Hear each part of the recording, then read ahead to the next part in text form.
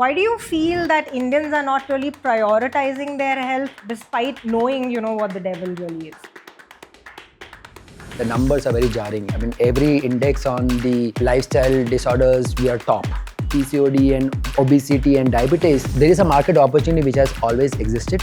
The question is that how do we build for it? I can't sugarcoat this. You have to wake up, you have to exercise, you have to eat right, you have to sleep on time. If you're not doing that, you're gonna die much earlier. Not changing their food habits, not asking them stop eating your biscuit or stop eating your chocolate and just have your vegetables. No, they want the food that they love, but giving them an unjunk version. A healthy body, a calm mind can't be bought. If you have a desire, it will bring a lot of misery. You really need to pick which desire and which pain you want to go through in your life. We'll check our social media likes, we'll check our followers, we'll check the engagement time, we'll see what is the total viewing time. But somehow, I'm opposed to the idea of weighing my food and eating it.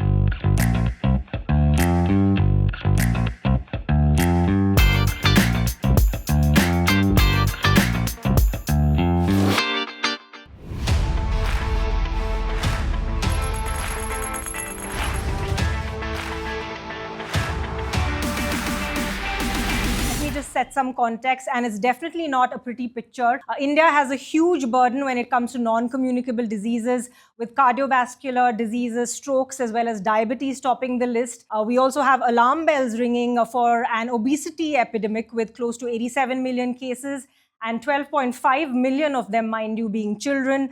Cancer cases are on the rise, with the ICMR saying that among 1 in 9 Indians is likely to be diagnosed with cancer in their lifespan. We have Globocan saying that the cancer rates could touch about 2.08 million by the year 2040. In fact, we also have the Economic Survey of India calling out that there's a dire need to really check the quality of health of India's youth. About 56% of the disease burden is largely due to unhealthy diets. So really a bleak state of affairs and a huge problem for startups also to solve.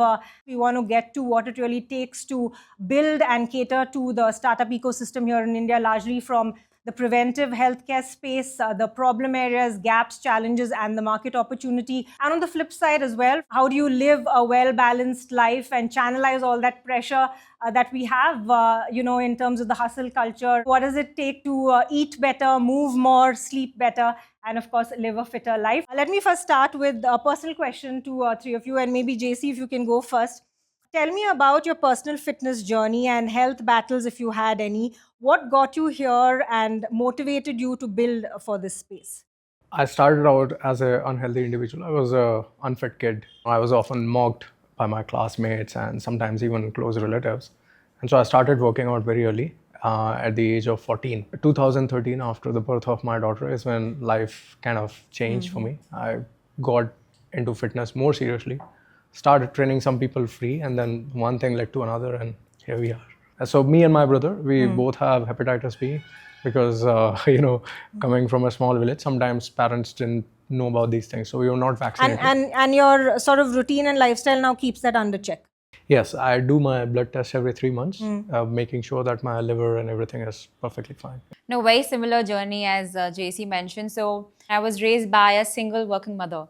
So literally my childhood was eating and studying. And I was just sitting and eating that biscuit, that bhujia, that ghevar, and no doubt it reflected in being an obese kid. Imagine a young girl, which is 3x my current size. Wow. I was a very, very overweight kid while growing up. I would be easily like 90 plus, and I used to fall sick a lot of times, and to be honest, did not have any awareness that what you eat plays such an integral role in your health and wellness journey. Things changed for me when I was in the US.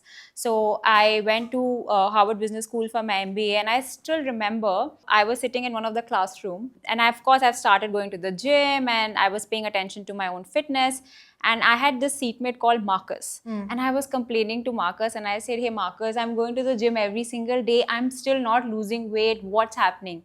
And he said, Ahana, do you see what you're eating? So I had 2 croissants in front of me for the 2 classes. And that was the time when I realized that food plays such an integral role. Like for me, at least, it's the 80-20. Of course, 20% is movement. You have to go to the gym, but 80% is food. So I came back with this mission that can we unjunk the packaged foods in India? And the hope is that this generation of families will grow up eating much better products. And that's the dream. That's the hustle. For sure. In my case, I won't say I was healthy as I was growing. I was average. Yeah. I think the tipping point was when I entered the professional career, and I've been an entrepreneur for most part of my career. I was building a company, right? And in India, every year before March, you have to submit your medical reimbursement bills. So that year when I went, I was an entrepreneur, so obviously I was not earning a lot of much, but whatever I was earning, and I created that bill, I went to my finance guy, and the total was almost 60% of my income of that year. From top to down, I had met every doctor for any ailment. Oh my God, yeah. Right, so that was my eureka moment. Like, what am I doing? Right, we are constantly talking about compounding benefits, but we are not seeing where we are losing. I had twisted my ankle. Now I had two options: do I do a surgery or do I a rehab? Surgery at that time, cutting, chopping, it's too much, right? So probably I'll do rehab. I went back. My physio says that, look, you first have to figure out your weight issue, because I can't even ask you to get into mobility routines. I said, okay, I'll start walking. I went to my nearest park. I saw there were people who were jogging and running non-stop. I was surprised, shocked, like, how is that even possible? How can people non-stop jog and walk? So that was that eureka moment that, okay, let me go back. And I went back to the same 400-meter park, and I kept on going. The entry point for me was start from the walking to jogging, and then eventually it became running. It just came from suffering. And, something which I tell youngsters, is that everyone has to go through that suffering in some means, because it's just not intrinsic in our culture that at our home, I mean, a lot is changing now, but it's not a common language where people at home talk about eat right, get to your bed, sleep quick, or move more. The market in terms of India, a hotbed of these metabolic diseases, why do you feel that Indians are not really prioritizing their health despite all of this, despite knowing, what the devil really is? Yeah, look, I think health as a market has existed for probably 50, 70 years since independence, right? And the numbers are very jarring. You said, I mean, every index on the lifestyle disorders, we are top, right? For diabetes, weight loss. There was some other data that by 2030, 1 in every 20 kid will be clinically obese, right? So these are very jarring numbers. Now, there is a market opportunity which has always existed. The question is that how do we build for it? What we do at Rainmatter is essentially to help cheer for entrepreneurs like these who are building for the long haul, right? So it takes time to solve for health. You said India, is it not priority? We have to also understand India is actually a poor country, right? It's only people in specific pin codes who understand what macronutrients are, what protein is, who has access to protein bars and whatnot. But a large part of the country is still, the per month household income is less than 10,000 rupees, right? So survival is more important for them than understanding that, how they can improve their markers, right? But that index is changing. Look, everyone understands that you need to stay healthy to even go back. So if you go back in rural India, whatever they eat, they will go back and burn.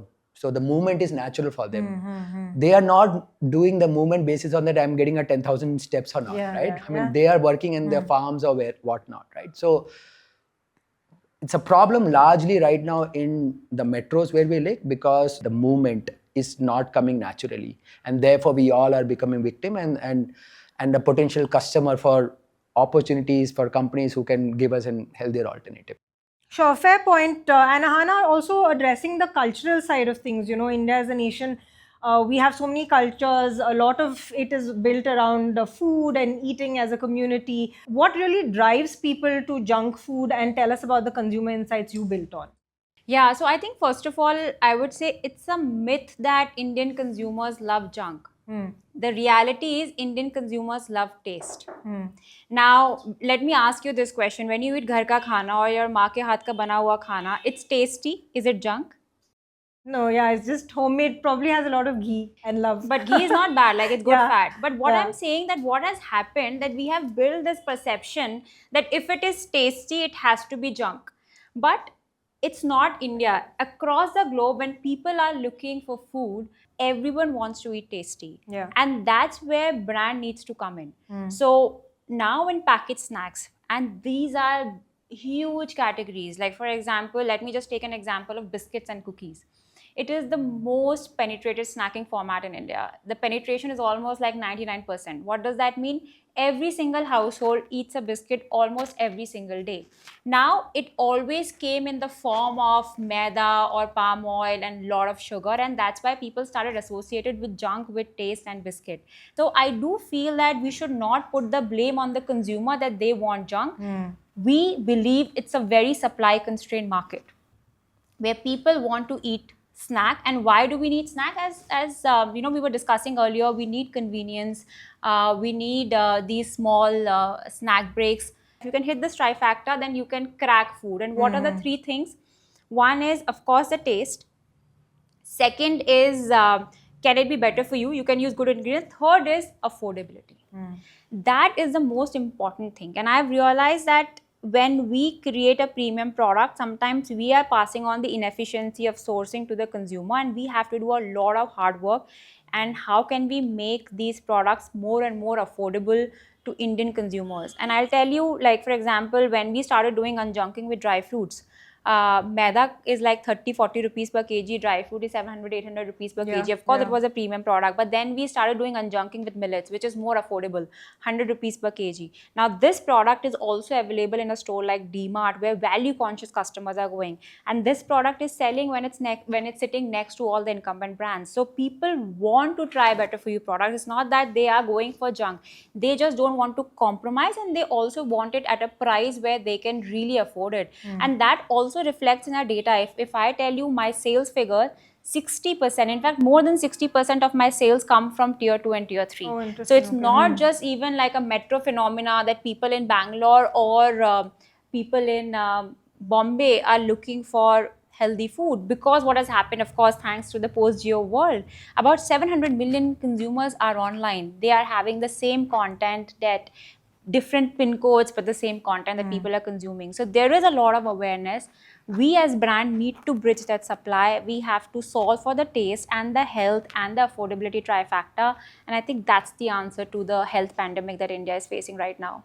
Interesting. And on the other side as well, when it comes to exercise, of course, Dilip made a point about the fact that, you know, India is a developing country. We have a huge rural tier 3 population as well. But when it comes to routinely engaging in, you know, physical activity for wellness, do we have data on how many people are actually doing that on a regular basis in India? Not much. So in terms of physical activity, less than 1% people engage actively. Okay. There's a lot more people who walk because of their work or something, but safe to say that these people are not doing the basic minimum, Heavy which is like resistance training, which is also important for your good health. And another thing is that most of these people do it because they have to during their prime years. Yeah. But the minute the prime years are over and they don't no longer have to work, they revert back to, let's say, their lazier self. In the US, the numbers would be a staggering 20-25%. Okay. Even in Sri Lanka, the number is somewhere around 3-4%, which is 3 times more than India. So we as a population, we are doing pretty bad. And I think there was a report which said that on an average, Indians are walking about 4,000 to 5,000 something steps, which is very low. Like 10,000 steps per day is like an absolute minimum. Minimum, yeah. Yeah. So it's not a lifestyle as yet. Yeah, in India. It's just a problem which has started happening now. It is only going to get worse. First, I was moving out because I had no choice but to go to the grocery and buy something. Now the grocery is coming to me. I know, it just makes us lazier by the day. Yeah, I mean, the grocery, I mean, I made a tweet the other day that we created a 35,000 crore industry by just not choosing to cook at home and having the desire to get something in 10 minutes. Yeah. I mean, if you think about it, first principle, the industry should not have exited just because we just got too lazy. Here's adding to his part, here's the fun part. India is the only place where quick commerce has succeeded. No other country has quick commerce. And it won't even exist. It doesn't I even mean, exist. I mean, there's no possibility because cheap labor, labor which is sitting idle, right? The And density of population. And lazier population. Yeah. And you are asking the data, right? I mean, this public data which says that in India, the active gym membership is around 50 lakh. That's it, just 0.2% of the population, Okay, right? And if you look at the developed countries, the average spend what an average Indian does on health is less than $15. In the developed countries, let's say US, is $2,000. Just look at the the gap. difference. Yeah. So if you can give me a sense of, what the current ecosystem looks like, what are some of the problem areas that these startups are solving for, and what is the market like? I think the market is also getting evolved. The so-called taxonomy of how to look at the market is also getting evolved. Largely, so far, there has been healthcare market, which has been largely the hospital bed business, right? I mean, how many hospitals are there? How many beds in each hospital is multiply into what they call as a patient per bed revenue, and that would have defined. The preventive market has possibly just got carved out in the last 10 odd years, I would say, particularly. And now you have industry reports which will say that nothing less than $10-15 billion, you could look at a preventive health market. But I feel that alone, as we talk to entrepreneurs, as we look at companies, I think that is also getting evolved a lot, right? So in our case alone, these 35 companies we've invested in just around the last 18 to 20 months, largely has been in these pillars, which is movement, which is how can you make Indians stay more active, whether it's playing a sport or whatever movement activity it could be, right? So we invested in a bunch of companies which is making access to playing infrastructure more affordable and easier, right? You can just go out after office hours and play pickleball, badminton, swimming, whatnot.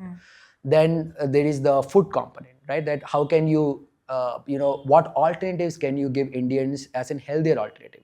Now, we don't say that, look, our philosophy is that ice cream is good, chocolates are good, you should eat it. If you can grab a chocolate which is perhaps a little more healthier, which could be, let's say, low calorie and no added sugar, it's good for you. Likewise, ice cream. So we've invested in a bunch of food products which are healthier alternatives to what ideally an Indian is consuming, right? And then a bunch of tech-enabled products, right? So wearables. So there is an option for anyone in the pyramid, whether it could be the middle of the segment or the top, which is a power user, because a lot of Indians now travel, they have access. Like I said, an average spend I am seeing, would be at least 10 to 15,000 rupees per month, including a gym membership, nutritionist, meal subscription, right? So there is an affluent audience which is getting created, which also needs access to wearables, which gets access to diagnostics. So largely we have invested in these 3 to 4 pillars. We haven't done a lot of core bioscience, deep science. We have done one or two, but largely because we are also figuring it out, our own internal understanding, and then in the future we may. So that's largely the spectrum what we have been. Sure, I'll dive deeper into your learnings from all these investments as well. But coming to you, JC, tell us a little bit more about what you're building at FITTR. We do know that you started off as a WhatsApp and Facebook community, and you've evolved into this big app. I believe 6 million users on the platform now. So tell us, the workings and how you went about building this. So the idea behind FITTR was that, hey, I faced a lot of problems when I was trying to get fit myself. And it took a lot of pain and a lot of reading, a lot of, tried by myself to figure out what was right and what was wrong. When people asked me if I could help them, I was very happy to help them. And so I started training people for free. And then more people joined because they started getting results and they were surprised how things could be this simple. And then moved on to Facebook group, wrote a free book, which kind of got viral. And then people said, JC, why don't you train us? I was like, but I've given you the book, why don't you read from it? And that's when I realized that it's not the diet plan, it's not the training plan. Sometimes humans need somebody to hold them accountable. And so that's where the coaching concept came in. I was like, okay, I can do this. I can train people who can train other people. That's basically what FITTR platform became. FITTR is a curated marketplace for coaches that guide you through your lifestyle diseases and help you go from point A to point B, which is point B being your healthier self. So are these all trained coaches from FITTR, or you can sort of come and enroll as a coach on the No. FITTR So platform? first, initially, we used to rely heavily on international certifications, but most of those certifications don't have live coaching feedback. And since we were training so many people, in the first year itself, we trained about 10,000 people. So based on the feedback, we created our own academy called INFS, which is also certified, the only diploma course in the country which is certified by the government. Okay. So we created this academy. Now the academy also offers around 24, 25 different courses in the spectrum of health and wellness ecosystem. So all the coaches need to be certified INFS diploma. They have to have the diploma program. Okay. And it takes about 10 to 12 months to finish. And so people have to complete that, and then we pick the best of the best from there. Everything is online. Everything. So today, online is very common. But Yeah, back yeah. in those days, it was a struggle to convince people that you can get similar kind of services online. People realize that going to the gym from one place to another, half an hour, just going there, coming back, I know. 1 yeah, hour. Yeah. In that 1 hour, your online coach can train you at the same time every day. So it's very convenient. Right, that makes a lot of sense. And if you can tell us a little bit more about your mission as well, Ahana.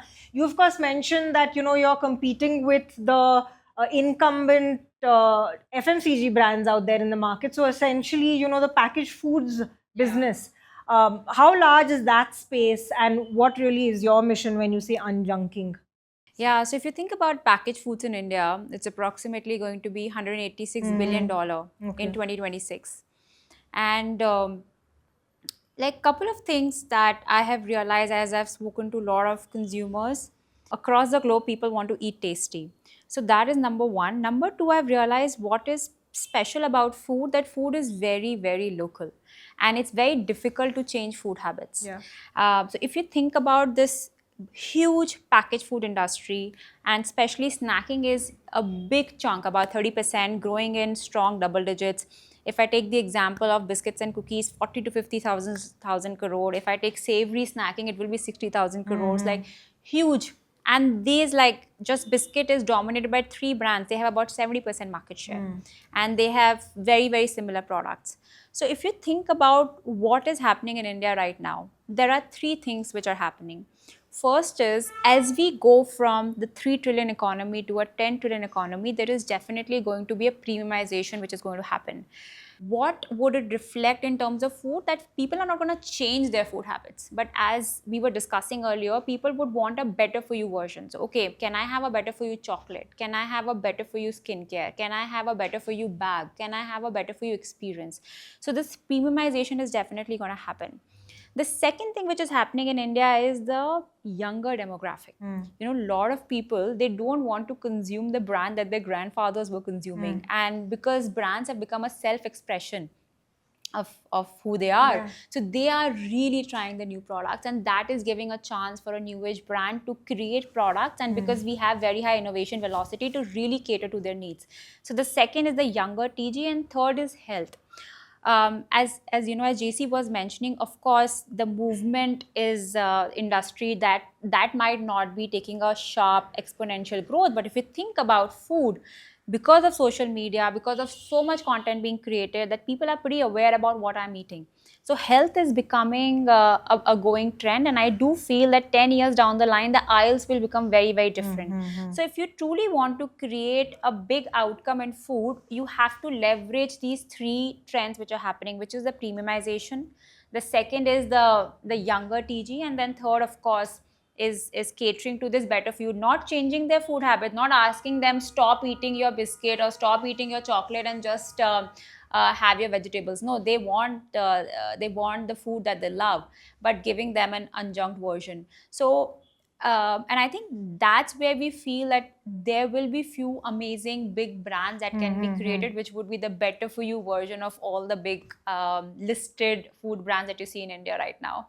Right. Interesting, to see a lot of startups really taking on the incumbents as well, and actually gaining market shares. Yeah, no, I was just telling earlier, and a lot of people ask me this question, why can't big companies do it? And that's the classic innovator's dilemma. It's not that they don't see it, If I am running a 5,000 crore brand, And if there is this 100 crore opportunity in the first couple of years, where will I put my best resources and capital? I will always keep focusing on growing my cash cow. Yeah. The talent is incentivized in such a way that you have to deliver your quarterly results. They're smart people. They understand health as a trend, but their skill sets and their culture is very, very different. And that's where disruption happens. That's where opportunity for new age brands like us come into play. So very happy for the innovators dilemma. Yeah. No, so, what are your observations, Dilip, as an investor as well? What are consumers willing to pay for when it comes to health and fitness? Because lots of trends come and go. People like to try out things. Is it working? Is it not working? Then they lose interest. What really is the hook? Yeah, I think in health in particular, what matters most is that if either I'm having a problem statement, so I will reach out to someone to solve for the problem statement. Yeah. Hospital business, you already have a problem statement, you go get cured. But in preventive, if I am having a diabetes, PCOD, PCOS, right? So if someone can help me reverse it or manage it, so they are delivering outcome to me. Anyone who's trying to build from that lens would have a strong moat and they would win.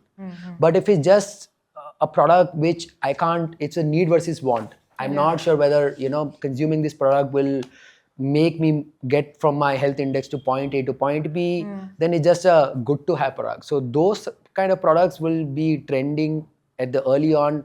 They won't have in the, whatever the metrics, what we see, they won't have a LTV, they won't have a retention, and they will fizzle down.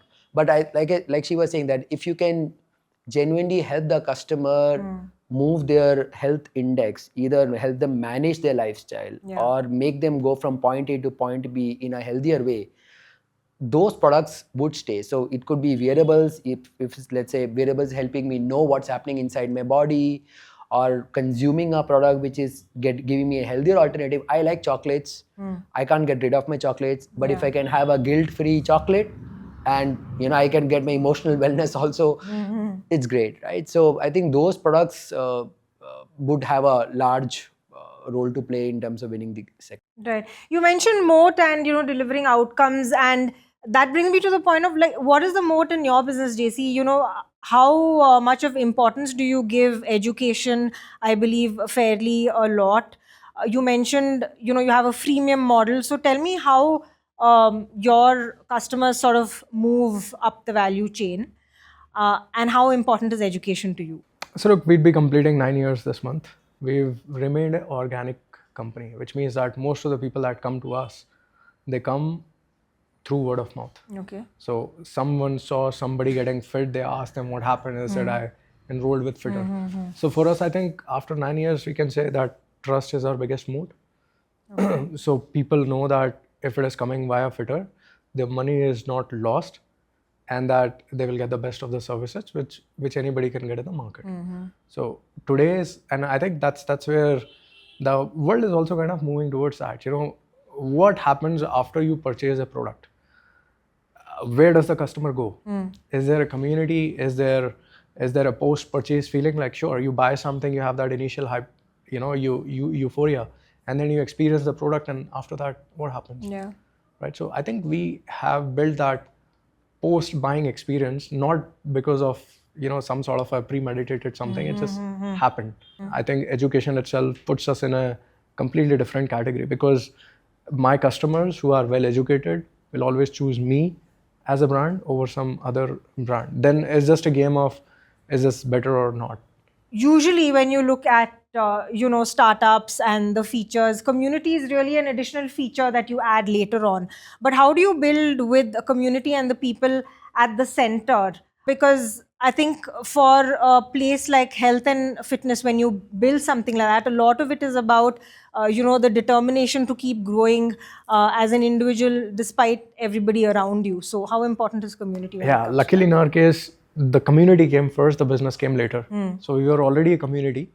And then after 2 years of running the community said, hey, why don't you guys personally train us, right? That's where the business came from. So even today, most of the verticals that emerge out of what FITTR does, like we have the education and now we've gotten into wearables, it just came out primarily from the needs of the community. So we are asking ourselves, hey, what do my customers ask me? What are they consuming?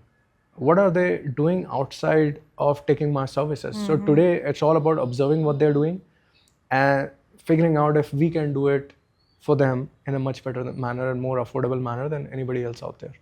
Right? So that's where, for us, it's basically very easy to solve, thankfully, because we have a large community. As an extension to it, someone asked me that what are the 3 lens what you have in evaluating company? For sure it is what your moat is. And for us, the moat is trust.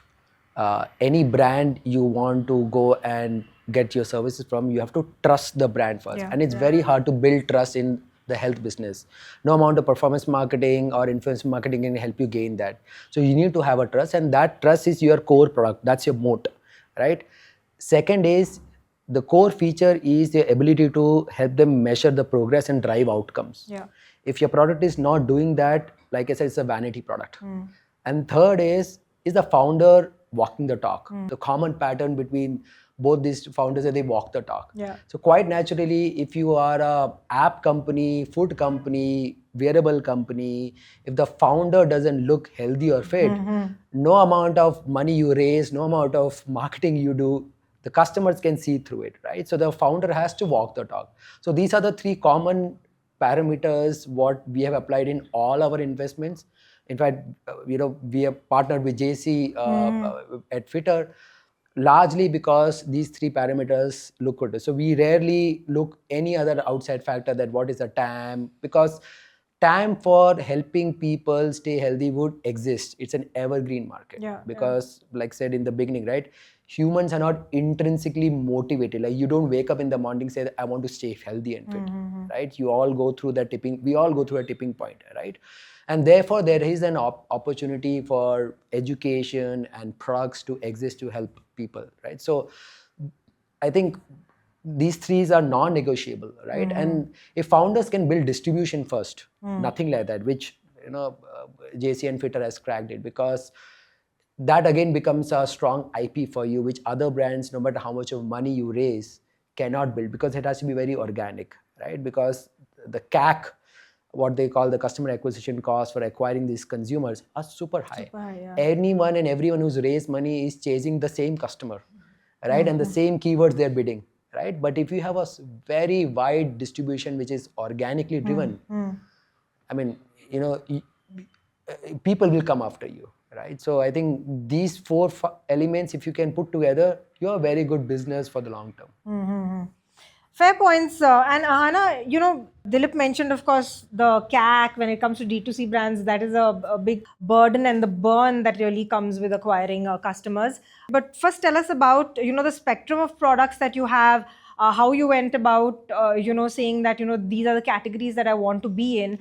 And earlier you mentioned how important taste is. Yeah. How involved are you in actually making sure that that taste really hits the spot? Because there is, of course, this perception that when you remove the maida and the sugar, then the taste goes away with that. We believe that we want to be synonym for better for you snacking. I think if you think about how brands were built in the past, they were built based on distribution muscle. So if I am a biscuit brand, because mostly distribution was offline, right? So I'm only thinking about that aisle. Okay, I need a blockage. So I'm gonna launch all kinds of biscuits so I can have a better shelf space. So every company would stand for, I'm a biscuit brand, I'm gonna launch all kinds of biscuit. Or I'm a chips brand and I'm gonna launch all kinds of chips. But that's not how a consumer thinks. How does a consumer think? The consumer would be like, oh, today I want to eat something sweet. Monday to Sunday, are you going to eat the same snack? Absolutely not. Morning till night, are you going to eat the same thing? No. Yeah. So we want to be very customer backwards. The job to be done is sometimes you want something sweet, sometimes you want something chatpata, sometimes you want maybe like a dry fruit. So can we become a synonym for that better for you snack break? Now, that's the reason why you would see that we have divided the entire portfolio into, of course, biscuits and cookies as one category, savory as another category, confectionery as another category, because these are the different needs that the consumer is looking for. Now, coming back to how we're also thinking about assortment, and it also goes back to what Dilip was mentioning, because I spoke to a lot of customers and I asked them this core insight, why do you want to eat healthy? And the reality is that everyone wants gratification. And the reason was either I want to lose weight, or I want to maintain weight, or I want to look good. The reason why quick commerce is also growing because people want instant gratification. Why skincare is growing because you can see, oh, my skin is looking better. And we realize that if we truly holistically want to serve the consumer, how can we really help them in their health and wellness journey? So apart from the healthy snacks, now we're also adding the wellness products. So for example, the apple cider vinegar.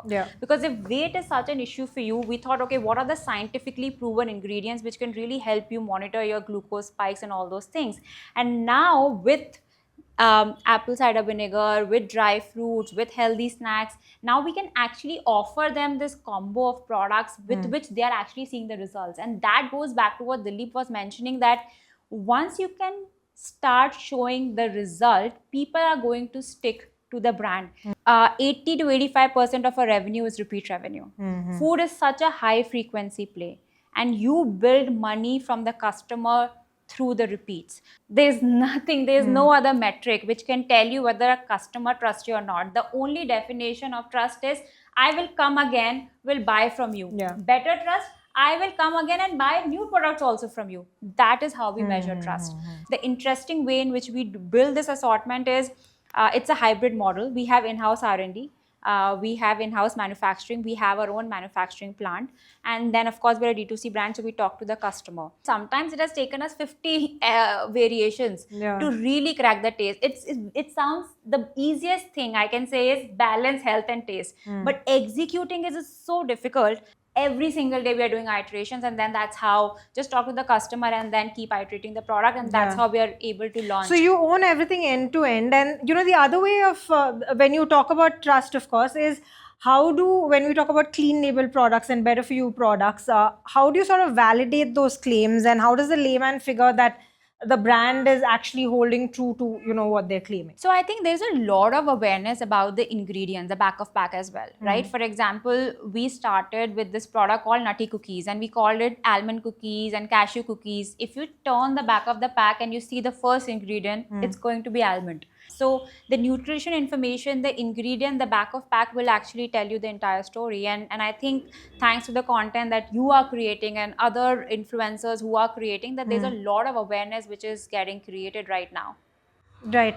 Dilip, JC, any points that you want to make on, how consumers are skeptical right now? How do you build trust fast, especially in a space like fitness and nutrition? Humans generally are very vulnerable when it comes to health, right? I mean, you have some incident around your family, you get very panicky. There's such a massive, industry of quacks in healthcare. I think amongst of all the industries, so-called, you'll think health would have the most number of quacks. And that's fragmented, disorganized. That itself would be a few $1 billion of industry, right? It's because we are so vulnerable. There is a lot of misinformation out there, but now people are getting aware. Like she said, I mean, educators are coming around. People either would have a vested interest or generally a health information just to educate people.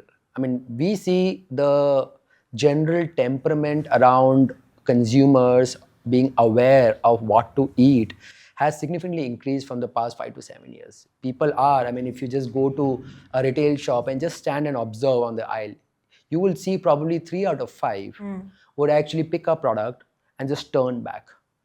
And if you just walk in and just look at closely, they are not just looking at the price point, they're also looking at the ingredients. So that consumer education is getting better.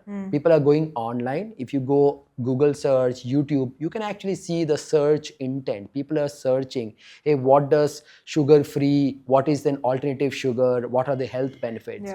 So that's largely because the intent is increasing. And as the intent increases, I think the opportunity to create such products would always be there. And like she said, I think there's no denial that, everything starts from taste. So if you can crack taste, can crack the health quotient, and of course solve for price and accessibility, I think that's what a country like us need today to be consuming healthy products. Right. So, on the other side of the spectrum, when you said they are becoming more aware, there's more access, everything is more convenient, it brings me to the point of social media as well, that has democratized so much stuff. And when it comes to content creation, health and wellness and nutrition is a huge space of the creator economy, you know. So how do you look at the pros and cons of this, where on one side it in a sense has democratized the space for people who don't have access or can't afford, say, coaches and a gym membership and stuff like that, so they have these people online to look to for advice, and on the flip side, how do you sort of stay away from the quacks, as you said, or the people who are trying to missell you stuff? So this is something, which I tell people: if somebody is making claims which are driven by fear, something which is sensational, something which demonizes food, these are usually the claims which are not backed by researchers. Yeah. These are usually the claims made by charlatans, and so you should stay away from them. Anything that pertains to this can fix cancer, for example, stay away from that. That's likely like a quack in the making. Anybody who tells you this food is going to kill you or this food is like super healthy for you, that's again quackery, right? So people have to understand that anybody who's making these sensational claims, somebody who's trying to convince that the 50-year-old science is wrong and suddenly this guy is right because he suddenly found some magic formula, that's not how science moves. Science moves in bits and pieces because these things don't change overnight. Yeah. So first you have clinical trials, which is where you share a hypothesis and then gather the data and say this might lead to this. Then you have mechanistic studies, which is where they try and understand the underlying mechanisms, right? So unless until we have more such mechanistic studies which change our knowledge on a subject matter, you can't just make out views purely from some clinical trials, which is what's happening these days. And the problem with most of these studies is that anybody can conduct a study and you can manipulate the results of a study, which is what's happening way too much. And most of the people, and especially in India, we don't learn how to comprehend research. Nutrition and training is extremely complex, and it's not taught anywhere. So just to be able to create the content that I do, and I do extreme amount of research before I put out anything, right? So for this, I understand biochemistry, I understand physiology, I understand statistics and probability. I know how to interpret research, right? I'm also now learning about genetics. On top of that, I also have in-depth knowledge of your nutrition and kinesiology, right? The exercise science. So all of these subjects together, you can't find in a college degree today. True. So you have to assimilate knowledge from different sources. And then even after this, there's like so much we have to learn because your body is not working in isolation. There's so many things at play. Sometimes when you consume content from social media, people tend to oversimplify these complexities. And JC, I have a question for you that because you have a global audience, have you seen that what might work for Indians might not work for Americans because the body is so different, the genetics are so different, or there are some universal truths which are constant for everyone? There's nature and there's nurture. In India, people typically have different kind of nurture. And while everybody says that genetics are different, sure, genetics, look, everybody has the genes and most of the times the genes are on and off depending on your parentage, right? But the genes can also be turned on and off, primarily depending on your nurture, which is what we talk about epigenetics, right?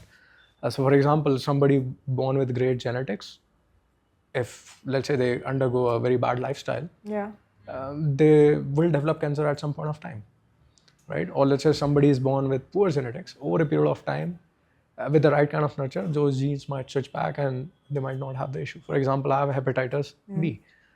Technically, hepatitis B in somebody's body for this long would mean some sort of a liver damage or cirrhosis, which is liver cancer, right? But thankfully, my liver markers are completely fine. So even though I have hepatitis B and it's an active state, but it's not harming my liver, right? So there's a lot of stuff which we sometimes tend to put on genetics. And like I said, the epigenetics or the nurture part of it, we downplay it a lot. So Indians do have some disadvantage because we used to be, like a poor class deprived of food. So that has, basically we are at a disadvantage because we tend to accumulate more food, right? It's a survival mechanism.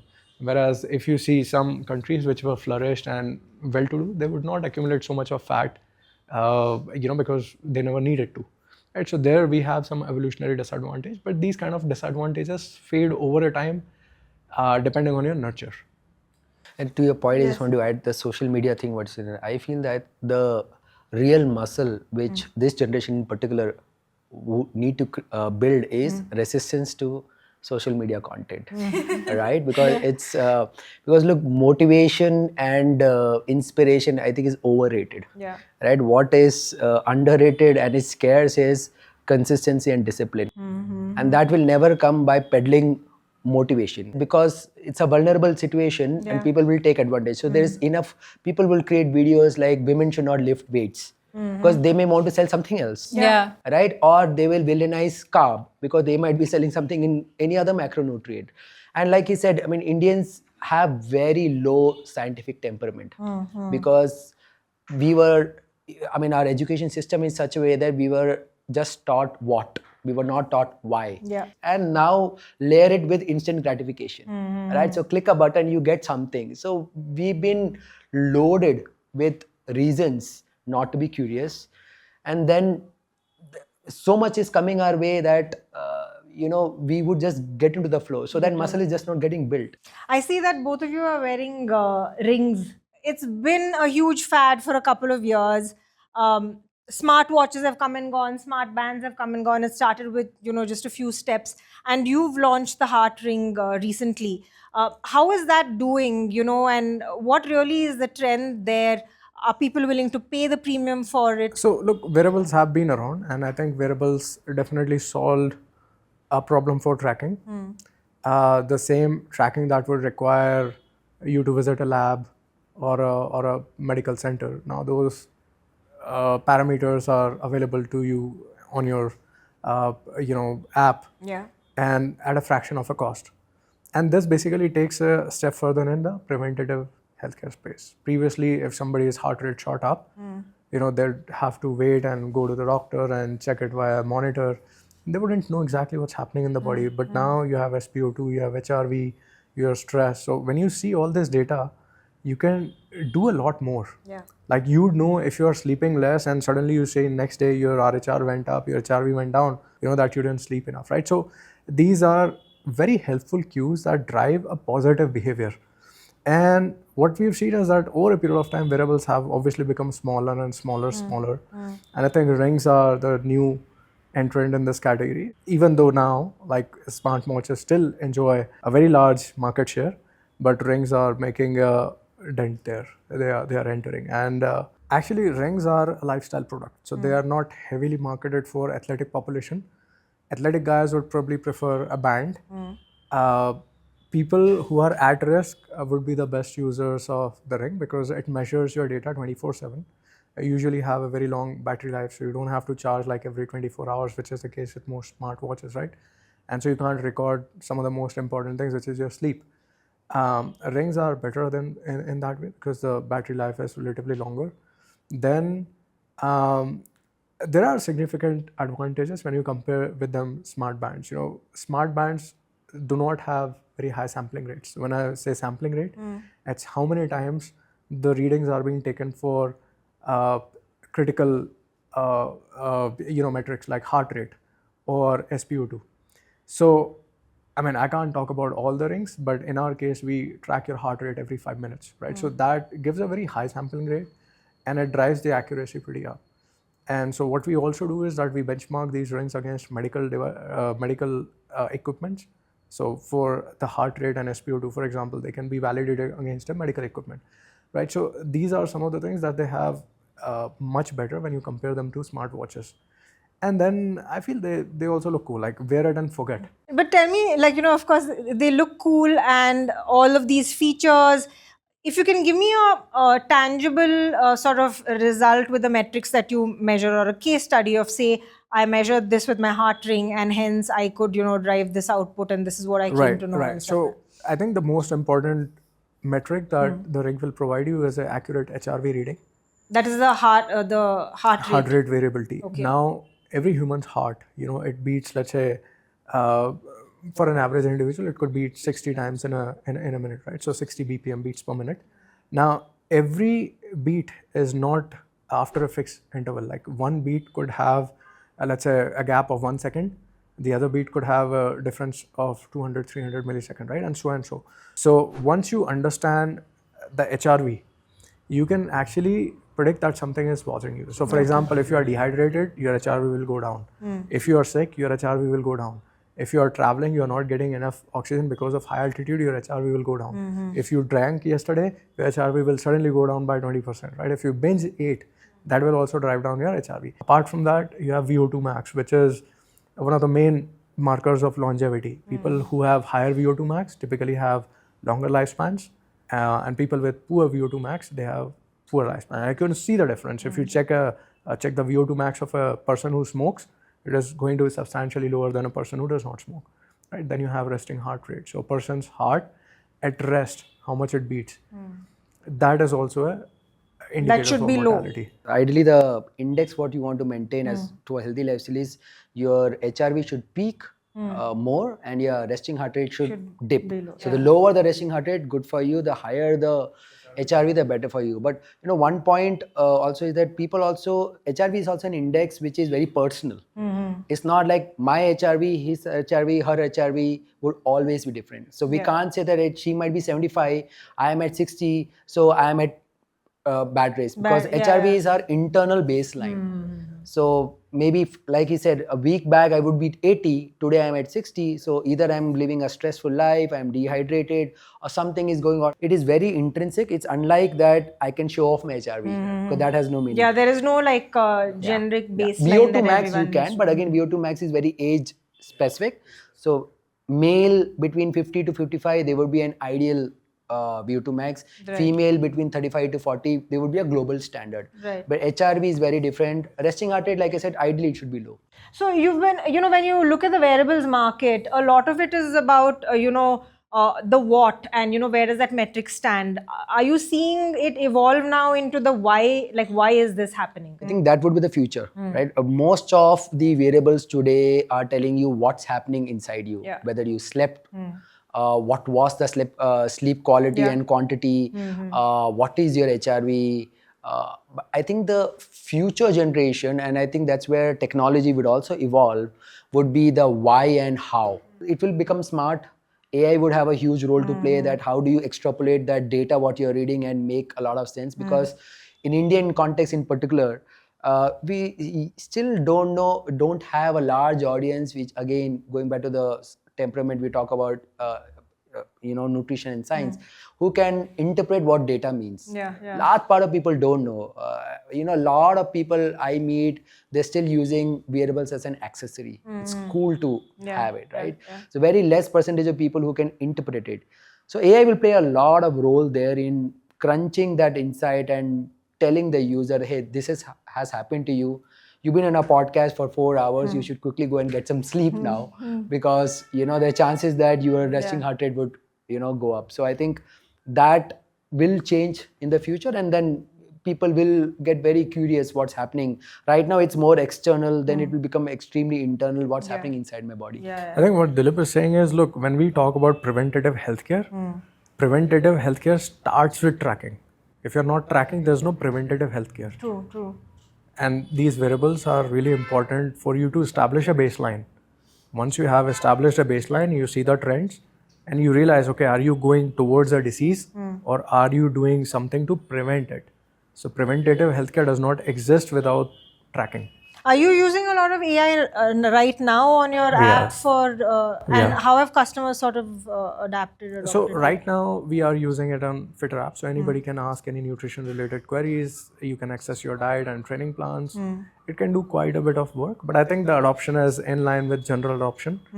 The new tools that we are developing is the metrics of the ring, like which Dilip has said. AI, when it will be able to compile all the longitudinal data, because in a single day, the ring records 100,000 data points. So let's say somebody wore the ring, they'll be sitting on upwards of 50 to 60 million data points. And those data points will be enough for an AI to kind of generate your summary for that year. Okay, this is what you did wrong and this is what you should do to fix these things. They'll also tell you how much your health has degraded by how many points or improved. There's also a downside. I mean, I don't want to make everything good about wearables. Yeah, You know, the downside is that because we as humans are just new to the system, it can also cause anxieties to people, right? For example, I might feel that, hey, I'm sleeping well, I'm waking up well, but my app is saying that, oh no, your sleep score is like all-time low. And I'm like, what happened? So is it a problem with me or is it from the devices? And it can continuously give you that anxiety issues. It's like you can't go back and open your bank balance every hour to say, why am I not making money? Right? I mean, you will make money whether you get salary or not. It will come by the end of the month, right? But just getting too obsessed with data, which is also happening, can also backfire, right? You just have to use data as a guardrail that what's happening with you, right? If you don't understand, you have to seek out experts to help them interpret what is happening. But if you make wearables dictate your life, then you are at mercy of what the wearables, because all you know, there's a faulty sensor and it's telling you that this is happening to you and you're getting victimized. So I think just to kind of pace out that wearable conversation, I think that will also evolve. Data and AI would have a lot of play to it. But I see both things happening. People really getting obsessed, and then also, I mean, I have people in my team who are really anxiety issues, and they'll throw up everything because they say that I'm getting a good hour of sleep, but the data is saying something else. So but I think it's a good signal. Like, for example, I got CGM, the continuous glucose monitoring device, and I wore it for 14 days because I just wanted to see what are the foods which are not working out for me. And for 14 days, I got the data, I got those signals, and now I just changed my diet accordingly. The two things which was not working for me, one was the airline food, and second was this croissants. Like this, that definitely are out. Otherwise, it was in the range which I wanted. So, in terms of signal, I think it's a really, really good source. These are toolkits. I mean, you just have to use it as a toolkit. Like, I mean, just set some guardrails. Don't have to be extremely dependent on them. No, great that you call that out, and gave that perspective. And now shifting gears from tech to D2C, back again to you, Ahana, in terms of, there's a lot of confusion, a lot of lack of awareness when it comes to food choices as well. And how do you as a brand, as a manufacturer, really make it more intuitive for consumers? Yeah, so I think on a spectrum of high involvement to low involvement, I would say food will be somewhere towards lower involvement. And the reason is food is high frequency. What we have realized, overall, India is a very trust deficit market. And when you have to shop for something so many times in a week, you truly want to go to a trusted platform and buy a trusted brand and get done with it. So what is extremely important is the conversation that we were having earlier, that first of all, when you communicate to the consumer is very sharp and consumer is very smart. Be authentic to the consumer. We say we are on the mission of unjunking. We are saying this packaged food has this junk and we are removing it and we are adding this nutritious thing. We're not saying this is the healthiest food on the planet, because package is not the healthiest thing, right? So it starts with tell your authentic story, make a promise to the customer that you can absolutely deliver, and then of course create a product that will deliver that promise. That is the starting point of that trust. And then because it's such a high frequency, low involvement, what you would see that if your product is delivering on that promise again and again, people will just come and buy. So that's something I think it's extremely important. And as I said, unfortunately, food is a lower gross margin business versus skincare. I always wonder what you're putting on your skin. How are you willing to pay more for that product versus what you're putting inside your body? But see, that is the instant gratification, right? I put something and I look good. It feels good. Food has compounding effect. It will maybe show up 10 years later. We don't have that much patience. So it's a lower gross margin business, and that's why the frequency and LTV game is extremely important. If you are in food and you don't have repeats, that's not a good business model. What do you think are the right channels to go after for acquiring your initial customers? Yeah, so, over the last 4 years, my biggest learning has been that we have always spoken about product market fit with a brand. Has your brand achieved product market fit? I think that's an incomplete equation. The complete equation is your brand, the channel, and the product market fit. Because you might have seen success with e-commerce, but that doesn't mean you will sell on quick commerce. If you might have seen success on quick commerce, but that doesn't mean you will sell in offline. And we are very clear that if you want to build a big brand, omni-channel is the answer, because you have to be wherever your consumer is. So you really need to create the right SKUs. And what do I mean by that? You have to again go back to the consumer. The only thing you have to be obsessed about, unlike wearables, but in company making, you have to be obsessed with data and you have to be obsessed with consumers. Why they are going to e-commerce? They might be going to e-commerce to buy that one item which is a tail end item which is not widely distributed. They might be going to quick commerce because they are buying the weekly stock up. They might be going to offline because they just need aaj sham ka doodh khatam ho gaya hai, and it might be like a very small ticket item. So on e-commerce, just to give an example, we will sell a product which will have an AOV of about 500-600 rupees. On quick commerce, that AOV will become 100 rupees. In offline, it will become 20 rupees, because the customer journeys are very, very different. And that's the reason I say the SKU has to be extremely different. So first, you really need to understand the channel, brand, product market fit. The second, I think there's too much obsession about what other brands are doing, and never launch a product because somebody else has launched it. I think you should launch a product because your customers are asking for it. I would have never thought that I will launch an apple cider vinegar product. And of course, because we are taste first, so we did it in cola flavor and orange flavor. It only happened because we heard back from the customer that weight management is a big job to be done, and we really wanted to help. But if I would have just thought about, okay, what are my competitors doing? Why are we different from other brands? I think in life, as a founder, the biggest task is always keep improving your signal to noise ratio. There will be a lot of noise in terms of what others are doing. I think the signal is only a consumer, and just be obsessed with your consumer and keep innovating for them. And when you innovate, and you might make mistakes, like our first bhujia product was such a disaster, but now it tastes so good and people came back and people love the product. So own your mistakes, be very authentic, respect the customer journeys, and just follow them. I think it's a very cliche thing, but customer is the only North Star. Yeah, no, great advice there. And I think to sum up this section of the podcast, we've spoken about the market size, the issues that Indians as a society intrinsically face, as well as, what a lot of the startups are building in this space. Dilip, you also spoke about, what you look for in startup founders. Tell us a little bit more before I move on to, the personal health and fitness section of this entire thing. What is the regime that people should follow? What is the thesis that you have, and what are the lessons that you've learned from all these investments that you've made so far? No, you'll be surprised if I say, because Rainmatter is known as a venture fund, that we don't have any thesis, right? We are engineered just like another startup, right? We are looking at problem statements, putting ourselves first to see what are the problems we are facing as individuals.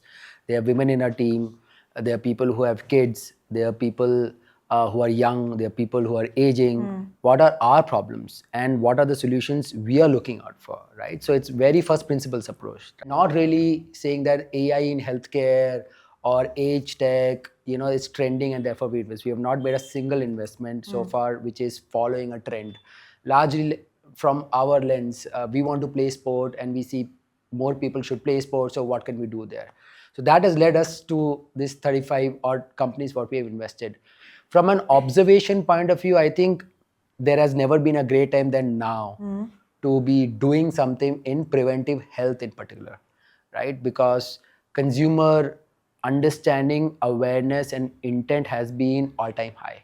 Like people want to eat healthy, people generally want to move more and they're looking out for options.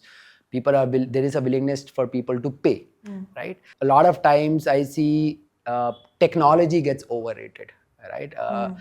In health, people don't want an app. Like I said in the beginning, they want a solution to the problem statement, right? So they are not really looking for the next generation AI feature or an LLM model which can solve great things for them. They just need, hey, I have this problem statement. I'm anxious. I think I have mental health issues. How do I get to it? Right now, it could be a chat bot, it could be a human behind it, it could be LLM model which has scoured through millions of data points. It doesn't matter to me. So lot of people over-engineer products, especially if you're coming from the technology background. You start thinking scale first, because they already start thinking millions people first. I think the problem statement has to start, because human nature is common. What will work in Bangalore will work in Bombay, will work in Delhi, right? Of course, from a hierarchy point of view, a rural Indian may not be looking at mental health right now, because good for them, they don't have that kind of a stress what people in metro are facing perhaps, right? So over-engineering is a problem, which a lot of people end up doing. They end up marketing a lot of what. They don't focus on why. Like she was saying, that you should also say why you're eating or consuming my product, or why you should use my service, instead of saying that, hey, this is what I will do for you, right? Because that's where that first consumer adoption comes, and only then they are going to, because in health it's very natural, 3 out of 5 people around us are unhealthy, right? So if a product solves your problem statement, you are very naturally going to go and tell the person, hey, this would also solve for you, right? So that bit, and I think in general, if you try to solve from one audience, again, use case example is diabetes, right? Diabetes is a massive problem, but how you will solve for a 28-year-old person to a 45-year-old postpartum women, these are different protocols, different approaches, right? So coming out and saying that, hey, diabetes is a 300 million audience, I'm going to solve diabetes for India. Look, I mean, it's a McKinsey report, everyone can read, right? We just don't get excited, because we genuinely know that how to solve these problem statements are very different. So you have to largely start from a very small cohort, help them deliver an outcome, build retention, and then start thinking about scale. Healthcare preventive is a 10, 15-year-old horizon you want to see to building a sustainable company. It cannot be a quick fix or 2 to 5 year, and perhaps go and give an exit to a investor. And you have to get like-minded partners. You have to build a like-minded team who are there for the long endurance. Sure. And, talking about long-term as well, let's shift the focus and really get down to business. And here I mean by actually, how do you now get fit and, stay healthy and stuff like that. And it's a lot to do with your mental framework, what really drives your determination, your motivation, how do you sort of push yourself, and the consistency angle as well. What is the mental framework that a person needs to have to, build that and show up every day?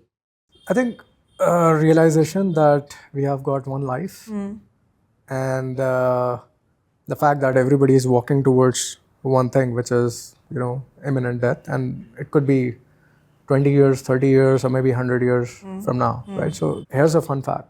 Most of the people actually spend most of their wealth in the last 5 years of their life. On medical bills. And most of that wealth they spend is on medical bills or, any medical issues. So it's a sad state, because you spend first half of your life just accumulating wealth, and then the next half of your life you're just using that wealth to gain a bit of health, right? So you can't eat money, you can't take money to your grave. When it comes to life, you don't have a choice. You have to wake up, you have to exercise, you have to eat right, you have to sleep on time. If you're not doing that, you're gonna die much earlier compared to people who are doing that. As simple as that. There's no, I can't sugarcoat this. I can't sugarcoat this. Now that's a great way of looking at it, that there's no choice. Dilip, you're also an endurance athlete, a marathon runner. How do you build this mental framework to, and also I want to talk about, you propagate movement as a medicine. What does doing this on a daily basis do to your mental mood as well? Look, I think for me right now, if you ask me, my true north metric, why I do what I do in terms of staying healthy is I want to see my son and my wife as much as I can and stay in their life as much as I can, right? So what does it take? Of course, I'm aging. Everyone is aging, right? So I'll have to build more strength. So I have to go and lift muscles, right? Cardio is important. So I have to find out how do I do cardio. But basic first principles are, undeniable, right? I mean, I want to get rest. Stress is something which is, no matter how much you propagate, you can't get rid of it. So stress is part of life. So, I mean, I hate to say, but it's your second sleeping partner, right? So finding the right balance between stress and your rest is growth. I'm yet to meet anyone, whether it's a billionaire or someone who's starting up their career, who says that I'm stress free. Yeah. Right? Everyone is stressed, and you would be, right? You wake up tomorrow, there would be 10 people who are eyeing your attention, and they would give you stress. But you have to balance it out with rest and recovery, and you figure out what are tools of recovery and rest for you. So for someone, it would be talking to their friends. For someone, it could be reading a book. For someone, it could be meditation. So you have to find that balance, and then you are in the right path. And then amongst all of that, you figure out what is a tool which helps you keep going. Like I said, intrinsic motivation is very hard. Yeah. Right? It's because we all live in a world where vanity is celebrated. How you look, what is your biceps, what is your six packs. It's very hard to do that because all these people, sports stars, movie celebrities, they have an incentive to do that. That's their job.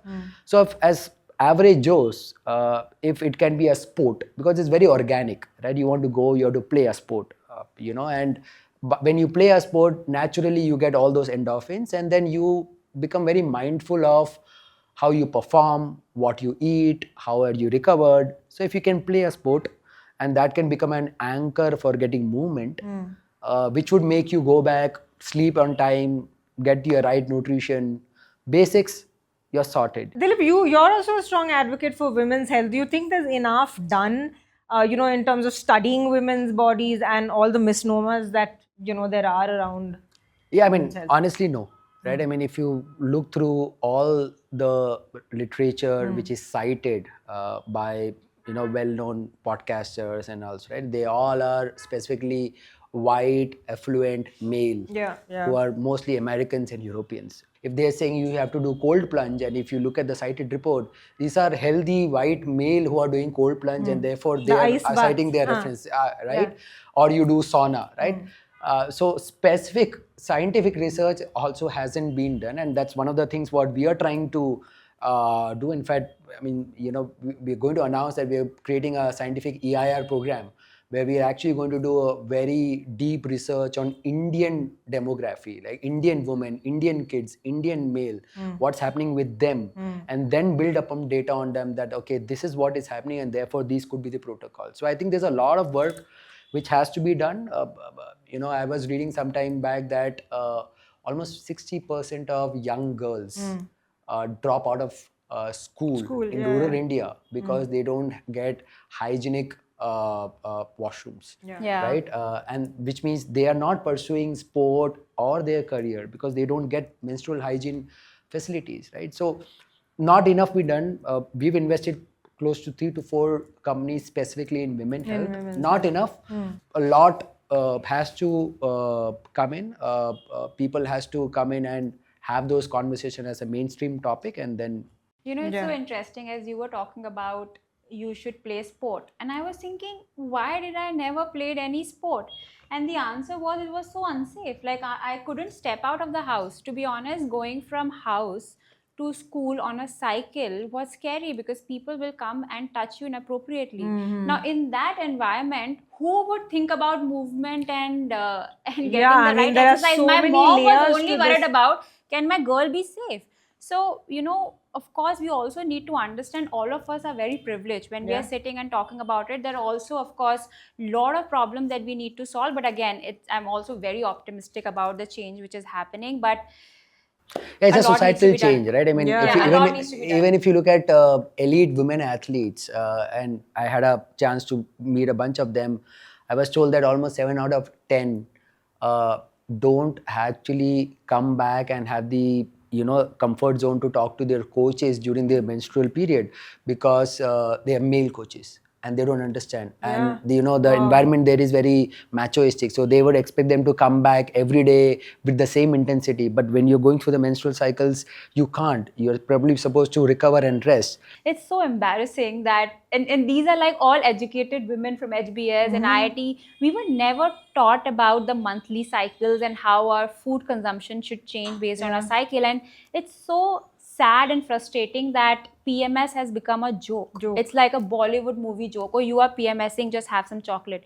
Your body needs more carb to produce serotonin because you need that right before your periods. There's so little conversation around women's health as well. So I try and be very vocal about it. So I change my food as well as my exercise based on my monthly cycle. And I really hope that more and more people talk about it. I think we talk about leadership, but hormones, it's a real thing. It's not like a stupid Bollywood random joke that people laugh at. And a lot of times it hits you as well. Even you're not aware of it. You're so confused, wondering, why am I doing this? Yeah. Why am I feeling a certain way? Because people are so good at gaslighting you, especially gaslighting women, right? Hmm. So they speak with so much confidence, and then you will like, maybe this person is Yes, right. sure, This is just inside me. I am becoming a crazy person. But no, your body is asking for more carbs. Your body is asking for more serotonin, and you have to respect the body needs. The other thing when it comes to, this determination to work out, how important do you think is having a coach? Someone who would like constantly back you and train you and give you those limits that you can sort of exceed. Is it okay to go without a coach, or do you think to really take it up to the next level, a coach is necessary? I think if you have enough people around you that promote a good behavior, then you don't need a coach. In India, it's hard to find people who will give you the right advice around health and fitness. Yeah. Personally, I never drank or smoked in my life up until I went to Bangalore. And so me being Bangalore stressed you? not stressed. Bad influence, Bangalore. Bad influence. So I went there and yeah, sure, people say, hey, they were not forcing you. Yeah. You feel left out. Okay, you want to become a part of a social circle. You kind of start with, sure, I'll have one, and then it becomes and these things are addictive, right? So out of all the people around you, if you have enough people who can convince you to live a healthier and a better life, you don't need a coach. But if you have people who will tell you, nahi, ye thoda sa kha le, isse kya hoga, don't work out, you're not gonna die, or everybody is dying, doesn't matter, fit people are also dying, then you definitely need a coach. Yeah. And these are well-meaning people. They probably want the best for you, but they themselves don't know what's best for them. So they probably themselves are extremely unhealthy. And they're like, I'm also alive. Maybe after a week there'll be somewhere else. But they'll tell you, look, I'm also alive.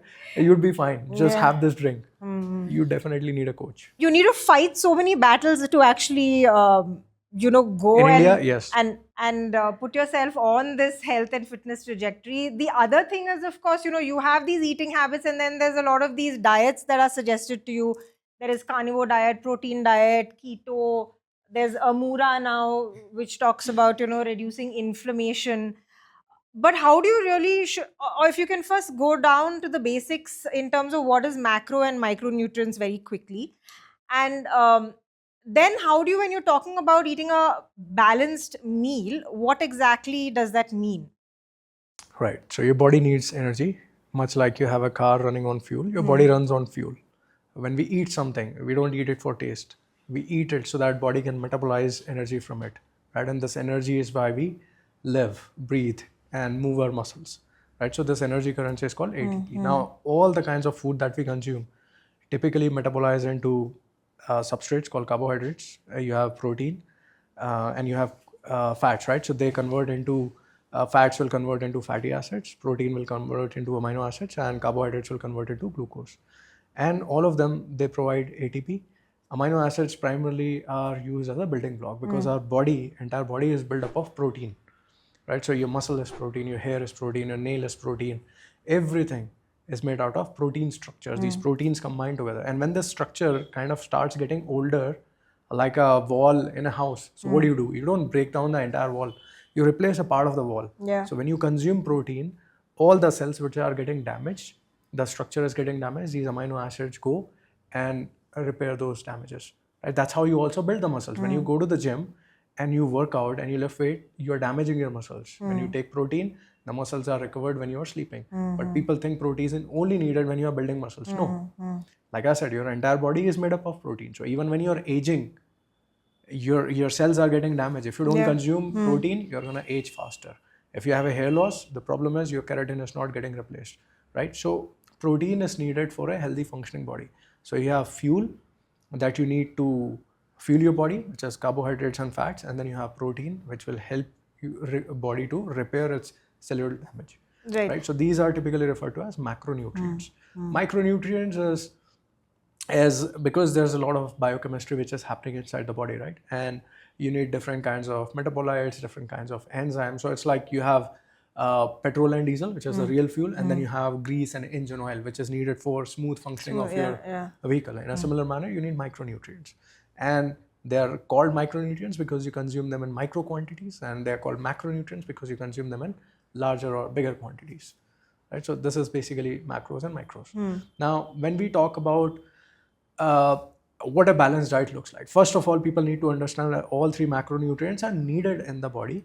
So you can't like say, hey, I don't need glucose, I don't need fats. No, you need them. So if we talk about a balanced diet, today most of the nutrition pyramids recommend a 50 to 55% carbohydrates, roughly 20% that say you consume your fat, and 15 to 20% that say consume protein. And then when we say carbohydrates, sure, it sounds like 50 to 60% is a lot, but when you see a healthy adult, like I said, it needs around 250 grams of glucose on a per day basis. And your body can store, let's say, 400 to 700 grams of glucose in the form of liver and muscle glycogen.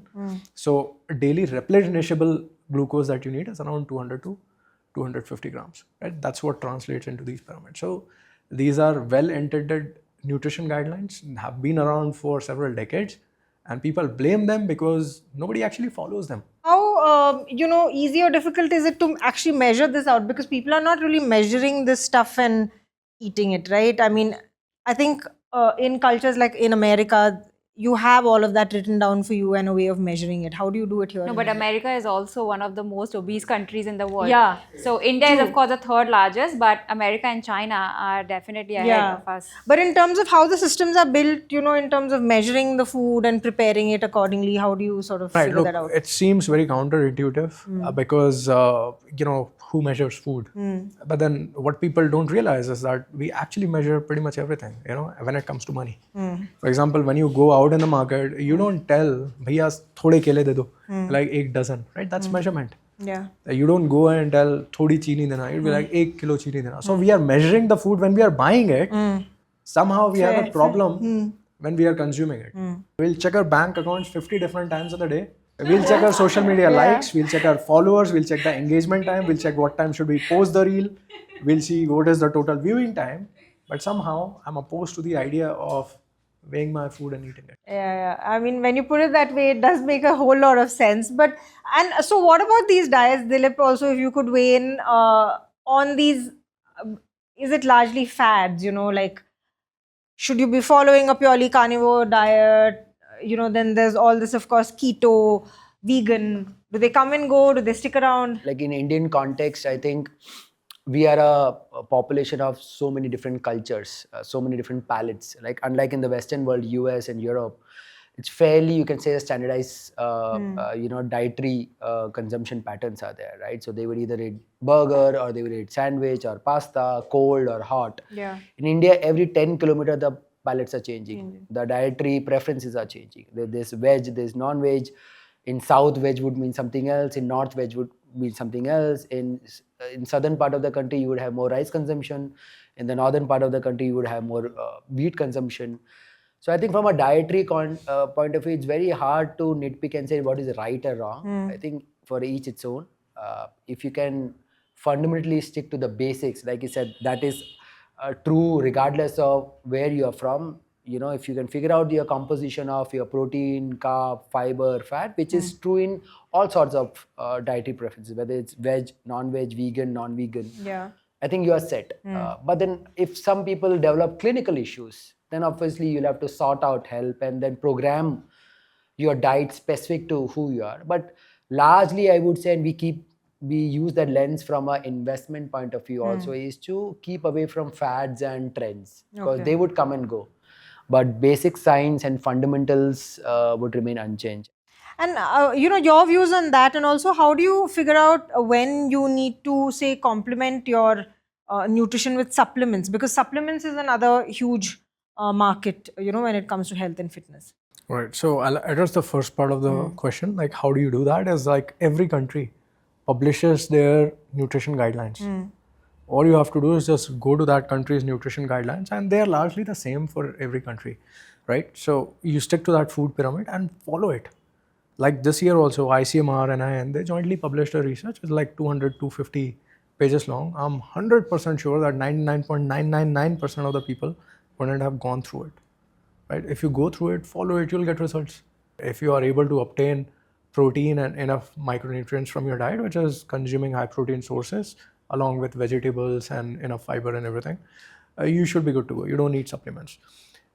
If then you go and get your routine checkup done, which we highly recommend that everybody should do at least 1 or 2 health checkup per year, especially above 30s. You find out a deficiency, then it makes sense for you to supplement for those specific deficiencies. Just mindlessly consuming supplements are not gonna do anything because they don't stay in your body, they'll just flush out. Right? So for example, somebody consuming too much of vitamin D can also cause liver toxicity. Right? In a similar manner, somebody just chugging vitamin C tablets because somebody said it's supposed to boost your immunity. No, your body is going to have a physiological threshold beyond which vitamin C will be flushed out in the urine. There are basically 3 categories of supplements. One is the food supplements, which is carb drinks for, let's say, athletes, or protein supplements for people who are deficient in protein. Then you have the mineral and vitamin supplements, right? Which is if you have a specific deficiency, take those specific supplements. And third one is basically ergogenic supplements, which is your caffeine or let's say arginine or something that adds on to your sports performance, right? So 99.99% of the people would just need food supplements, which is protein. Yeah. Because India is also a lot of vegetarian population, right? So, and you find more sources of protein when you are non-vegetarian compared to vegetarians. A little bit of effort and fixing your palate along with a little bit of supplementation might help there. But everything else like these fat burners or L-carnitine or collagen and all of this is nonsense. They don't work. And how much protein then do you need, and how do you figure out? Is it largely for people who work out? Because that really is a section of people who are taking the protein. No, like I told you, that protein dissociates into amino acids. Your body already has some amino acids, 11, and then you need 9 essential amino acids. Body has non-essential, you need essential. When these 20 amino acids combine, they make 20,000 different proteins in the body. And these 20,000 different protein is basically what we have detected so far. They make up an entire body. So whenever there is a problem in the body, whenever there is cellular damage, those 20,000 proteins, the structural proteins, are made out of amino acids. And your body can synthesize some of these essential amino acids in case there's a deficiency, but it can't synthesize all of them. Right? So what will happen is that over a period of time, your body will not have the needed amino acids, which could be precursor to, let's say, some hormones. Yeah. Then you will face problems with your endocrine system because the body is not making sufficient hormones, right? Then you'll have problems with, premature aging because your skin, it has elastin and collagen, right? They also need amino acids. So if you're not consuming enough amino acids, they will also face problems. Your nails will get brittle.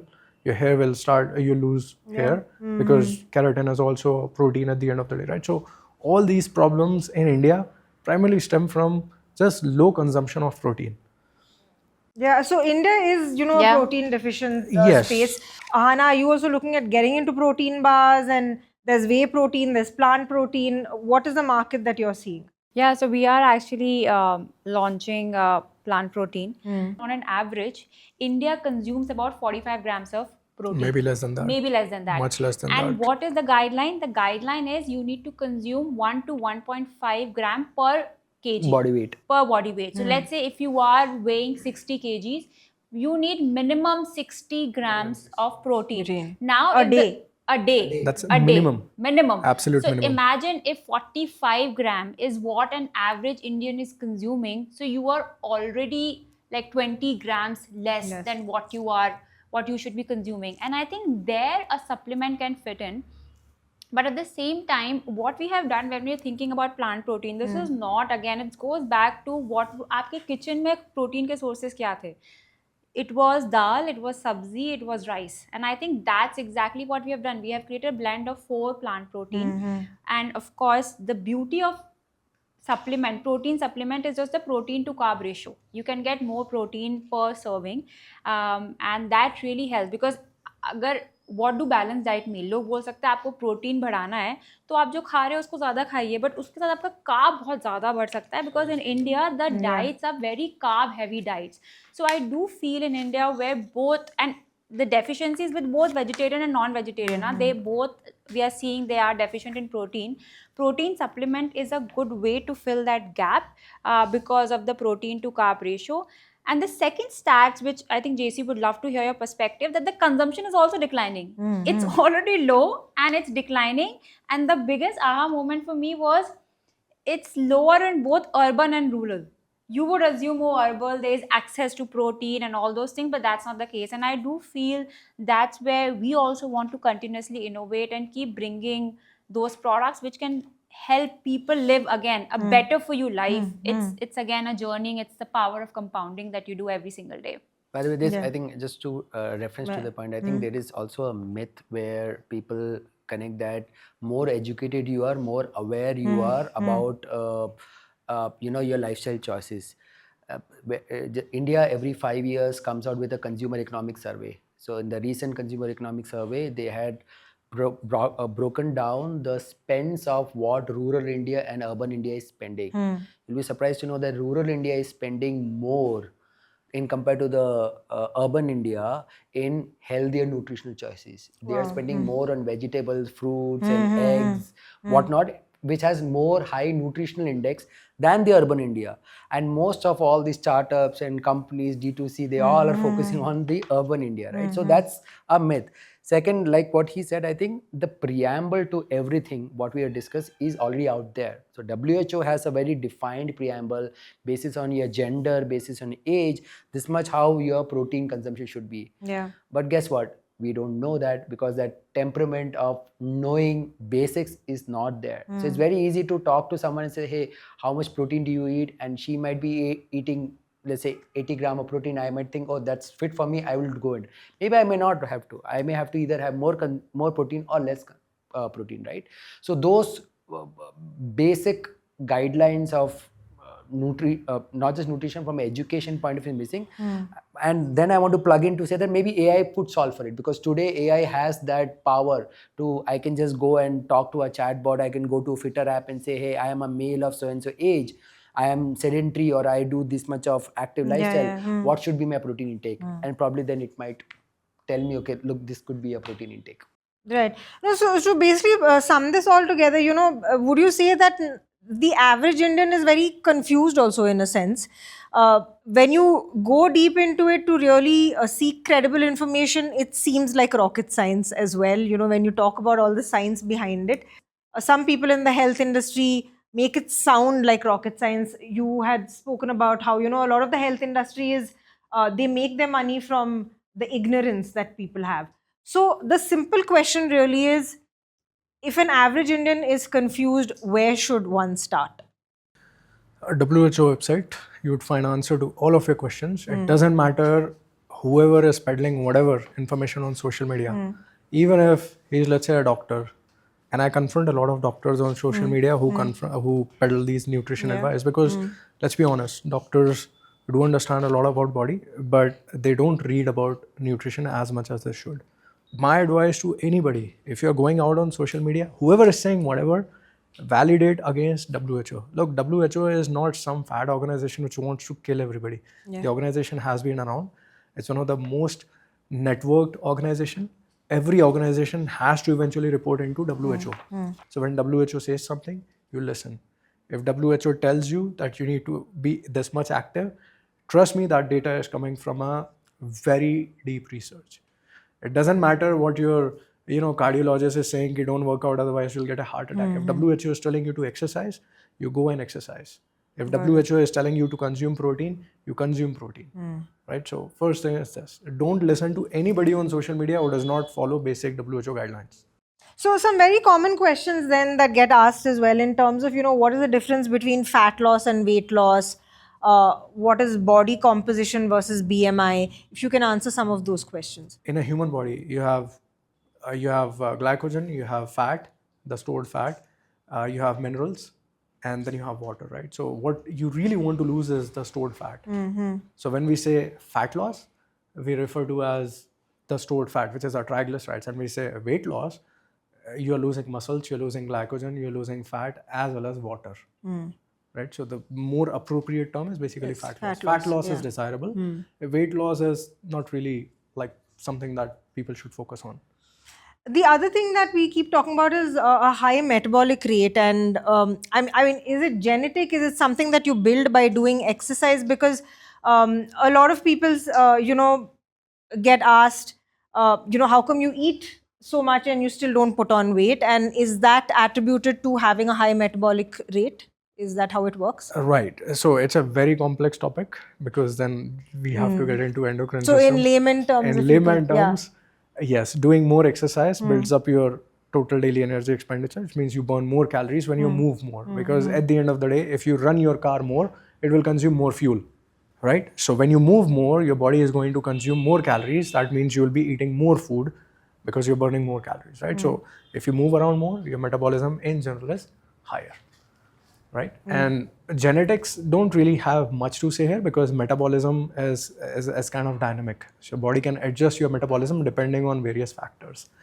Some people who have hypothyroidism, obviously they are at a disadvantage because thyroid is one of the hormones that regulates your metabolism. So they'd have comparatively lower basal metabolic rate, but they can still have higher energy expenditure, which means they can move more, right? So that's there. And for most of the people, you can Is it safely something assume- that you can build? You can build your Yes, for metabolism. most of the people, the basal metabolic rate is basically a derivative of your age, weight, height, and muscle mass. Obviously, some of the things you can't change, but muscles are something that you can build. Muscle cells, they are very energetically demanding. So they need approximately 25 calories an hour, 1 kg of. So if a normal person has 1 kg of additional muscle mass, he's burning extra 27 calories per hour. That can translate to a lot of calories in a 24-hour period, right? So 300, 400 calories compared to a guy who has less muscle mass. Interesting. The other thing, and both of you, I guess, are at different ends of the spectrum in terms of the kind of training that you do. There is weight training and there is, high intensity training or cardio. Do you lift weights as well? How do you decide what works for you, and is there a better form of doing? I mean, non-negotiable weight training is important. Everyone should lift weight, right? Whoever says that you should not lift weight, women should not lift weight, you will bulk up, you should just deactivate them, unfollow them, what not to, right? I mean, because it's biology that as we age, we are losing muscles, and for us to have a better longevity, you need to maintain a certain muscle strength, right? Muscle strength is the single biggest factor to determine that how much you're going to live and how healthy you're going to live, right? The choice whether you go endurance, cardio is individual, right? So for me, like I said, running was the starting point, and then I realized very soon that although I could lose weight because I was overweight and I was burning, but I also lost a lot of muscle. So in that journey, I realized that, okay, I've also a lot of muscle. So now I'm actually, I'm a customer to FITTR, right? So I have a trainer from FITTR, right? Who is very clinical about how much cardio I do, how much I eat, how I'm maintaining my calories. So, it's, like I said, no denial that strength workout is mandatory, age agnostic, gender agnostic. Everyone should do. Cardio is good, helps you build a certain VO2 max, helps you build a certain aerobic capacity. If you want to pursue a certain sport, then you have to look at it from a sports training point of view, not from a fitness point of view. Like marathoning is a sport. It's just not, you cannot say that I'm doing marathon just to healthy. Yeah. Right? So then you have to condition your body, you have to condition yourself, which aligns you to sport. If your situation doesn't allow you to train, recover, nourish yourself, then you should not do that. Most likely you will end up saying that that's an anchor to my staying healthy and fitness. It might backfire. So you have to be very pragmatic about your choices, what you do, and you do it. It could be anything. It could be swimming, cycling, yoga, whatever. True. Yeah. I think it's actually like, for example, when you're lifting weights, you can do yoga because then you're lifting your own body weight, right? So if you are, the sense is that do weight training because you have to keep building muscles. And the second thing is when you think about, and cardio is also important, but do something that you enjoy. Like for example, you can do a dance class, you can do running, if you can do swimming. There are multiple options, but do a combination of both. Yeah. Yeah, and do something that you enjoy. I think that do something also you is enjoy. something that keeps Because you going. I think we have spoken this, and I can't emphasize, motivation is so overrated. And I tell this to my team as well. That never works. It's the discipline. I think you were talking about what was the definition of cool. The definition of cool was partying, having drinks. I think we need to change the definition of cool. We need to start celebrating people who are living a disciplined life. For example, the big shift which has happened in India is the celebration of entrepreneurs. With Shark Tank coming in, or whatever content. Earlier it was just movie stars, and now because that shift is happening, an average household is talking about entrepreneurship. Would you have imagined your grandmother talking about business model? Now, if we can replicate the same with people who are living a healthier life, if we can make them the role models, if we can say, okay, not having alcohol is like you can have a glass of water when everyone is having whiskey, that's cool. And when you start celebrating that person and not putting pressure on him ki bhai kyun hamare sath to nahi peeta hai, that's when I think the real shift will start happening. Habit discipline is the only answer. This 1st January resolution, I don't know how long it's gonna last. It's overrated. I mean, if you are sticking your life goals to the fag end of the year and the first week of the year, it's never going to stick along. Right. And you know what is underrated, you sort of, touched upon it a little bit, is the founder's, mental state of mind. We've spoken about physical fitness, not really getting into the clinical side of it, but again, the mental state of, when you're building a company, the loneliness, founder's depression, what they call. How do you address it as a founder? What did you go through? How did you address that? And what would your advice be to people? So, I often talk about this and almost every time because I've gone through it, and founders' depression is real. It's crazy. And almost, I'd say 80 to 90% founders at some point in time, when things are great, they go through it. And it just hits you. And they're like, what the fuck? Like, I'm not supposed to be this person who's depressed, because I'm so cool and I'm a founder and I'm rich and I have good life and everything is going great. And it hits you and you're like, wow. So, and in that state, basically what you need to do is you need to talk about it. You need to seek company of other founders who have gone through it. And by luck, I did exactly that. I went to MIT boot camp. At the time it was in Tokyo. And I was just casually, I asked one of the mentors, and I'm like, oh dear, it's just founders depression. It's very common and everybody goes through it. And I think that knowing that everybody goes through it was so, how do you say, it was liberating, because I was like, maybe something weird is happening just with me, and I don't know, do I go see a psychiatrist or a therapist? So fun fact for you, if you're a founder, you are 3 times likely to commit suicide compared to normal population. Wow. These are stats, because they go through so many turmoils. And it's not after a point, when you have made your first $1 million, trust me, the $100 million or $1 billion does not do anything for you. So you are in a completely different state and you are constantly challenging yourself. And you're always in the race, how can I get better? And that kind of takes a toll on your mental health. These things happen and founders need to be aware that these things happen. Most of the founders don't even realize these things happen. So how do you deal with it really, because there's this constant pressure also to be optimistic, to be energetic, to motivate and lift the rest of your team, and you don't really prioritize it. So, what would you advise to deal with it? I say this to my team also. I want to ask you, did you go through it? See, honestly, I think, I don't know. I mean, of course, there are low moments. What I do, and I can say my coping mechanism, what it has been, that the biggest antidote to stress is discipline.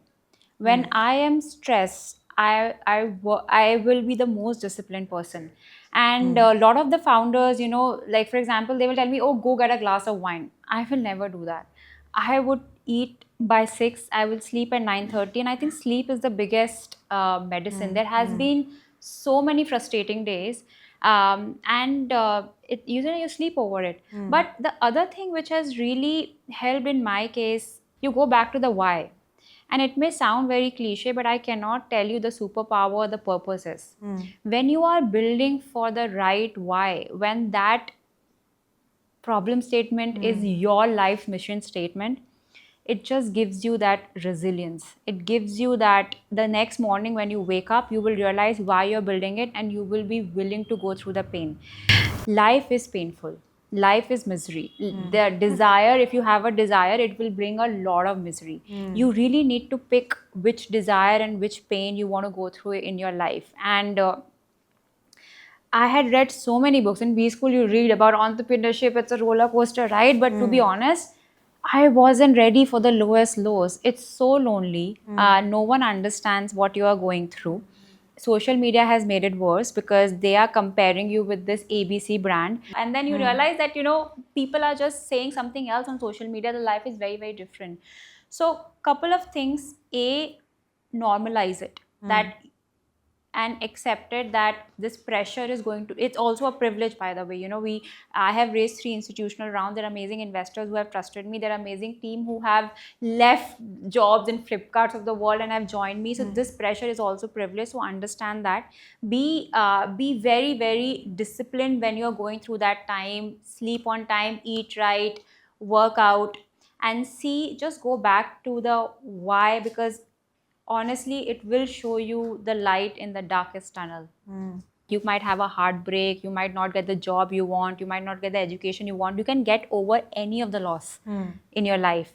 Health is the only thing which is irreversible. Every other loss is reversible. I have lost my mother, and it was the lowest point in my journey, but then you figure out a way to cope with it. I think health is the only way where, I said, an unhealthy person has only one desire: to be healthy.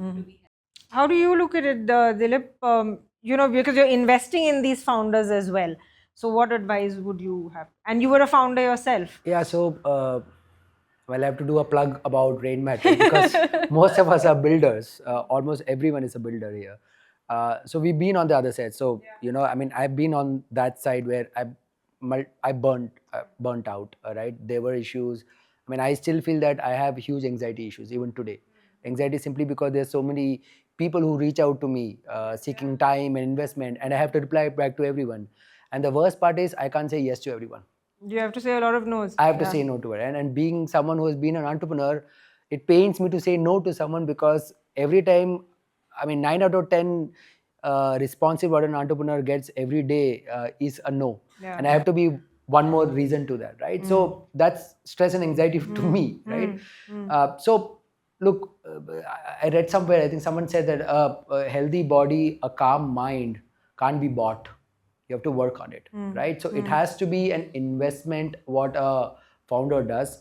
Absolutely no denial that 75 to 80%, the data what he was saying is very true, that there's a huge percentage of people, almost 80% founders who are maybe depressed, have anxiety issues, who have mental health issues, right? But they can't talk about it because what would investor think about it? What would be my team think about it? I have to show up and be very macho in front of them, right? So the choice is once you kind of define your Bible or your preamble about the why, you figure out the cadence and the pace and the velocity for it, right? If you are at a very extreme pace, do you have that power and ammunition to pace it up, right? If you don't have the resources, you're going to burn out. Choose the right partners, right? Just the way you would get the best or the right co-founder and the team member, make the right decision of getting the right investment partner, right? Because often or not, a lot of pressure would be fueled from there. Hey, why aren't you not growing week on week? Where's my MIS? Your competitor has done this thing, or so much of money has gone in this sector. Why aren't you raising that money? And as a founder, you have to build the company. You have to go back and please your investors. You have to please your customers. There's problems from all magnitude, right? The basic what you can do, which science also says that, hey, if you can get your right fitness, you will have that power to endure these things which are coming your way, right? So sleep. She was saying the sleep is the most legal performance enhancer in the world today. No side effect. You can have as much as you can, right? No one has said that I slept too much and I have this problem. People will always say that I slept less, right? So sleep can solve for most problems in life, right? But I understand founders can't do that, right? But you have to get these basics right. It's very hard. I think Founders like these would walk the talk to say that, okay, these are non-negotiables. We have plotted in our calendar. We have to get the, the exercise routine. We have to close our inbox. You have to create those systems as part of your daily routine, because you will break. You won't have the endurance. It has to come from suffering. Sad. It's very sadistic way of saying, but it has to come from there. You lose a lot, and then you realize that it's not worth it. So I really wish founders don't go through that, but fact is they will. I tell all my partner founders, I mean, on my part, the first thing I do is I'll check on them. Hey, how are you doing? Instead of saying, how's your business doing? It's so easy to ask that, right? Or how's your family doing? And I call out when I see founders not looking fit. I will call out and say that, look, you are the first person should be staying in shape if you are building a health company. Right? So as investors, I think more importantly, you have to be cheerleaders.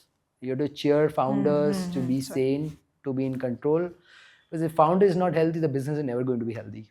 Very refreshing way of looking at it. And all of you touched upon sleep as well, the one free drug that can solve a lot of issues. That's also tied very closely with longevity, which is now the new big buzzword. Not fad, I would say. I don't know what to call it really. The big wave that's happening in the health and fitness space.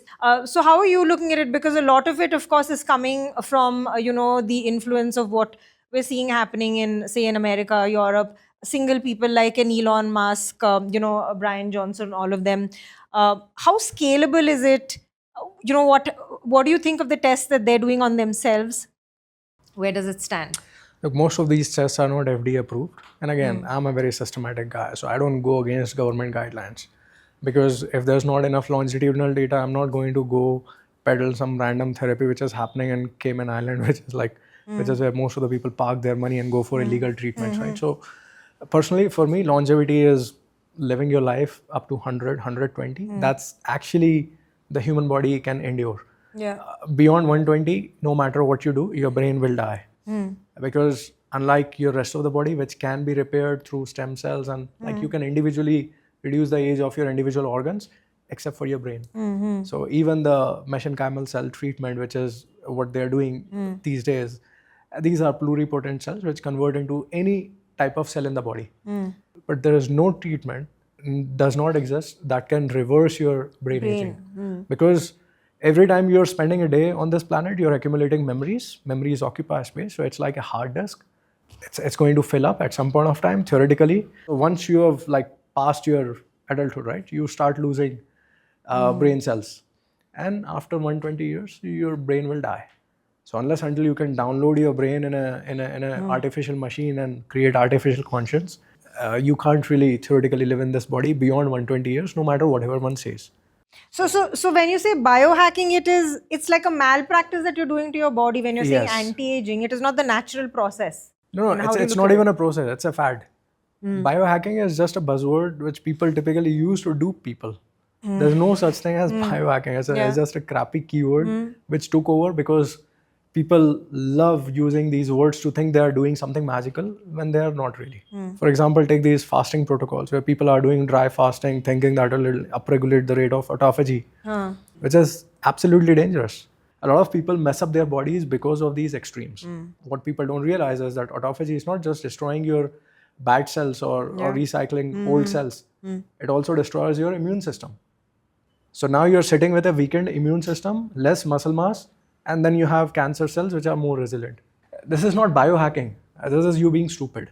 Yeah. So obviously you're recommending against going in for any of that. Are you seeing any longevity startups taking shape in India? Do we have some sort of the problem for me is to have to find filters right now, because if I have to see a longevity on the subject line, I have to find new creative ways to reply back to them to not come back because I feel that there are more people peddling this idea of longevity than consumers who even understand what longevity means. And even want to live that long. And what is your definition of longevity? Like the life that you have, how do you live that to the... I mean, so much of buzzwords are happening. So in health, I think that's something what you have to build a resistance. There was some point of time, there was diets, then there was some form of therapy, stem cell therapy, and what now it's longevity. There would always be people around to play around with fancy words, because it's easy to pay for something which is very fancy, and it's not cool to pay for someone who is telling that, hey, go to sleep now. Yeah. Right? Because these things, they could be a merit. Like he said, there is genuine research which is happening, which is within the corridors of the scientific community, which is trying to understand that, hey, what is aging. But just to come there, hey, you dip into water and you come out of some cryotherapy and this you can live, I think that's all fad. Like I said, if you can build a resistance to it, you could add whatever 5 years more to yourself than giving yourself being a profit center to someone else quack. I think the question would be, is it about longevity or is it about looking younger? Because I think these are two different things. And I guess there might be a market for people who want to look younger. Yeah, like if you see the beauty industry, right? The anti-wrinkle creams. I think that market is booming. So yeah. I guess people just want to look young. People want to look good.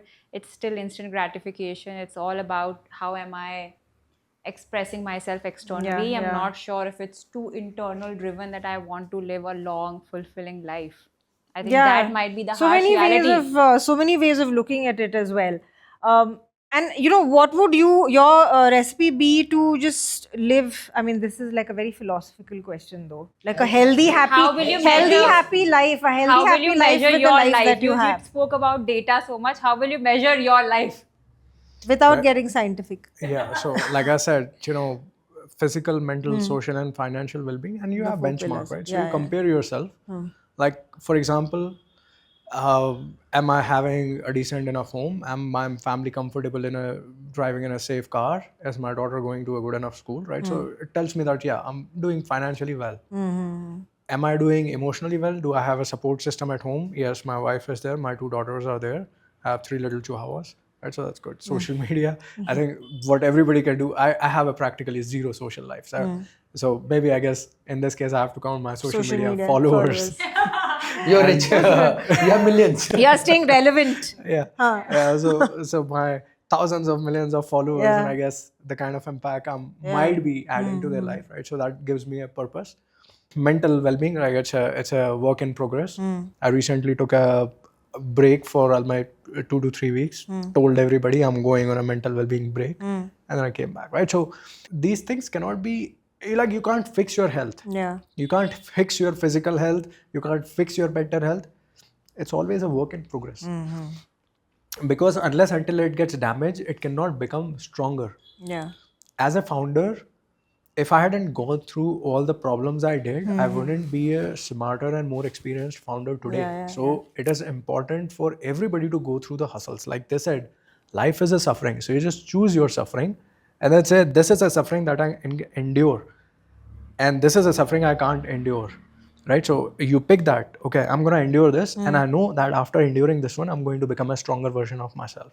Yeah. Right? So you should know when to take a break so that you don't have to quit.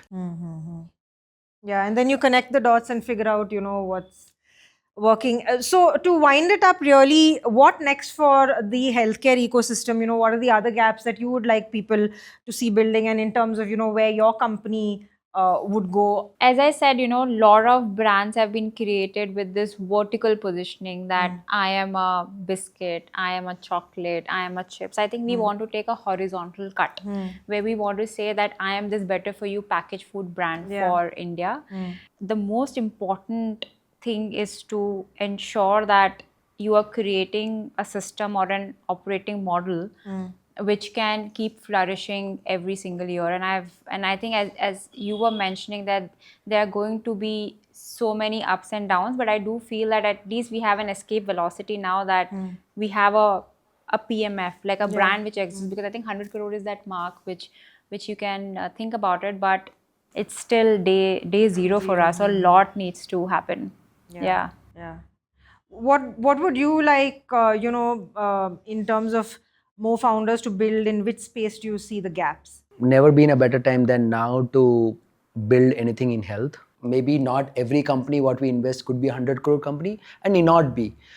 Some companies could be 10 crore, 20 crore company, but there is a reason why they should also exist, right? And eventually there should be an ecosystem. So Nitin says that, 10 years from now, 15 years now, Rainmatter could be that company where if someone thinks about health, they would just go and say that which are the brands which Rainmatter, part of Rainmatter ecosystem. I personally learn opportunities every day from founders we meet, for people like them, who have that goal, who have that mission-driven approach that, okay, we are not going to stop here. We want to make more Indians healthy. So if less people fall in that index of PCOD and obesity and diabetes, I think we are moving in the right direction. But there's so much more to do. 5 years from now, if that 150 million people becomes 140 million people, I think that's a job well done. This is not a one founder market or one company market. It would take thousands companies and thousands of founders to come together and solve for. But are you seeing anything as the biggest challenge or the biggest failure really in the healthcare ecosystem as it stands I today? won't say failure, but I think it's thinking a long-term approach, right? Like I said, these things cannot be solved. Let's say in the food category, there is an existing alternative which exists from 100 years. Yeah. Now you have to change the pattern first and then say, hey, this is, by the way, also tasty. And by the way, this is also affordable to you, right? It takes time. It won't take 1 year, 3 year, 5 year. It might take 10, 15 years. At Rainmatter, we are very excited, genuinely, believe that next 5 to 8 years, a lot will change in India in terms of health, and we are there to cheer for them. Wow, great outlook. And JC, you've sort of built a lot of things within FITTR itself. You've got education, you've got fitness training, personal coaching, nutrition. You're now into wearables as well. What next really for FITTR? Any trends that you're anticipating in the next, say, 3 to 5 years? What is the big project that you're looking at working on?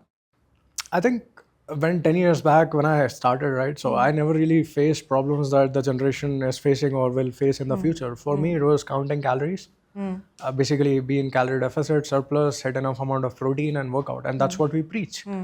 As we are moving, we are also realizing that multiple problems are coming. Now we are finding that there's more obstacles in the way of making people healthy.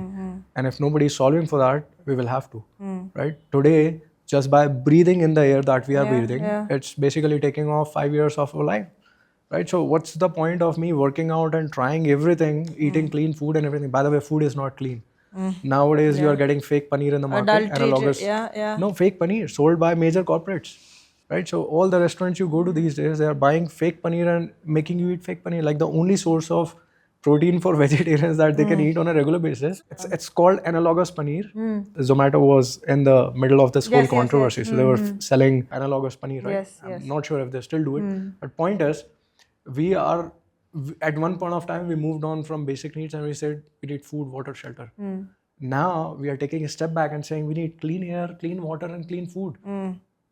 Somebody's got to solve for that, right? So we have to build that trust and bring back trust. Today, instead of cheese, if my kids are eating mayonnaise on pizza and instead of actual paneer, they are eating basically, analogous or fake paneer, I don't trust anything now.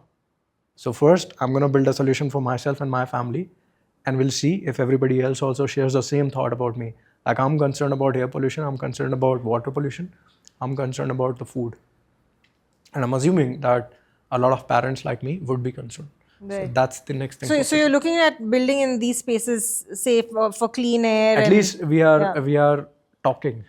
We are in the phase where we'd probably be researching on finding out solutions, and then we'll see where we go from there. What advice would you give to the 20-year-olds of the country who are, of course, the next generation? I think health is the biggest power of compounding. If you want to invest in something, invest in your health. I think that's an open secret. Yeah.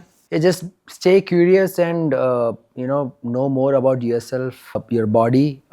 Don't make your body a profit center for some other company. Find ways what works for you and stick to it.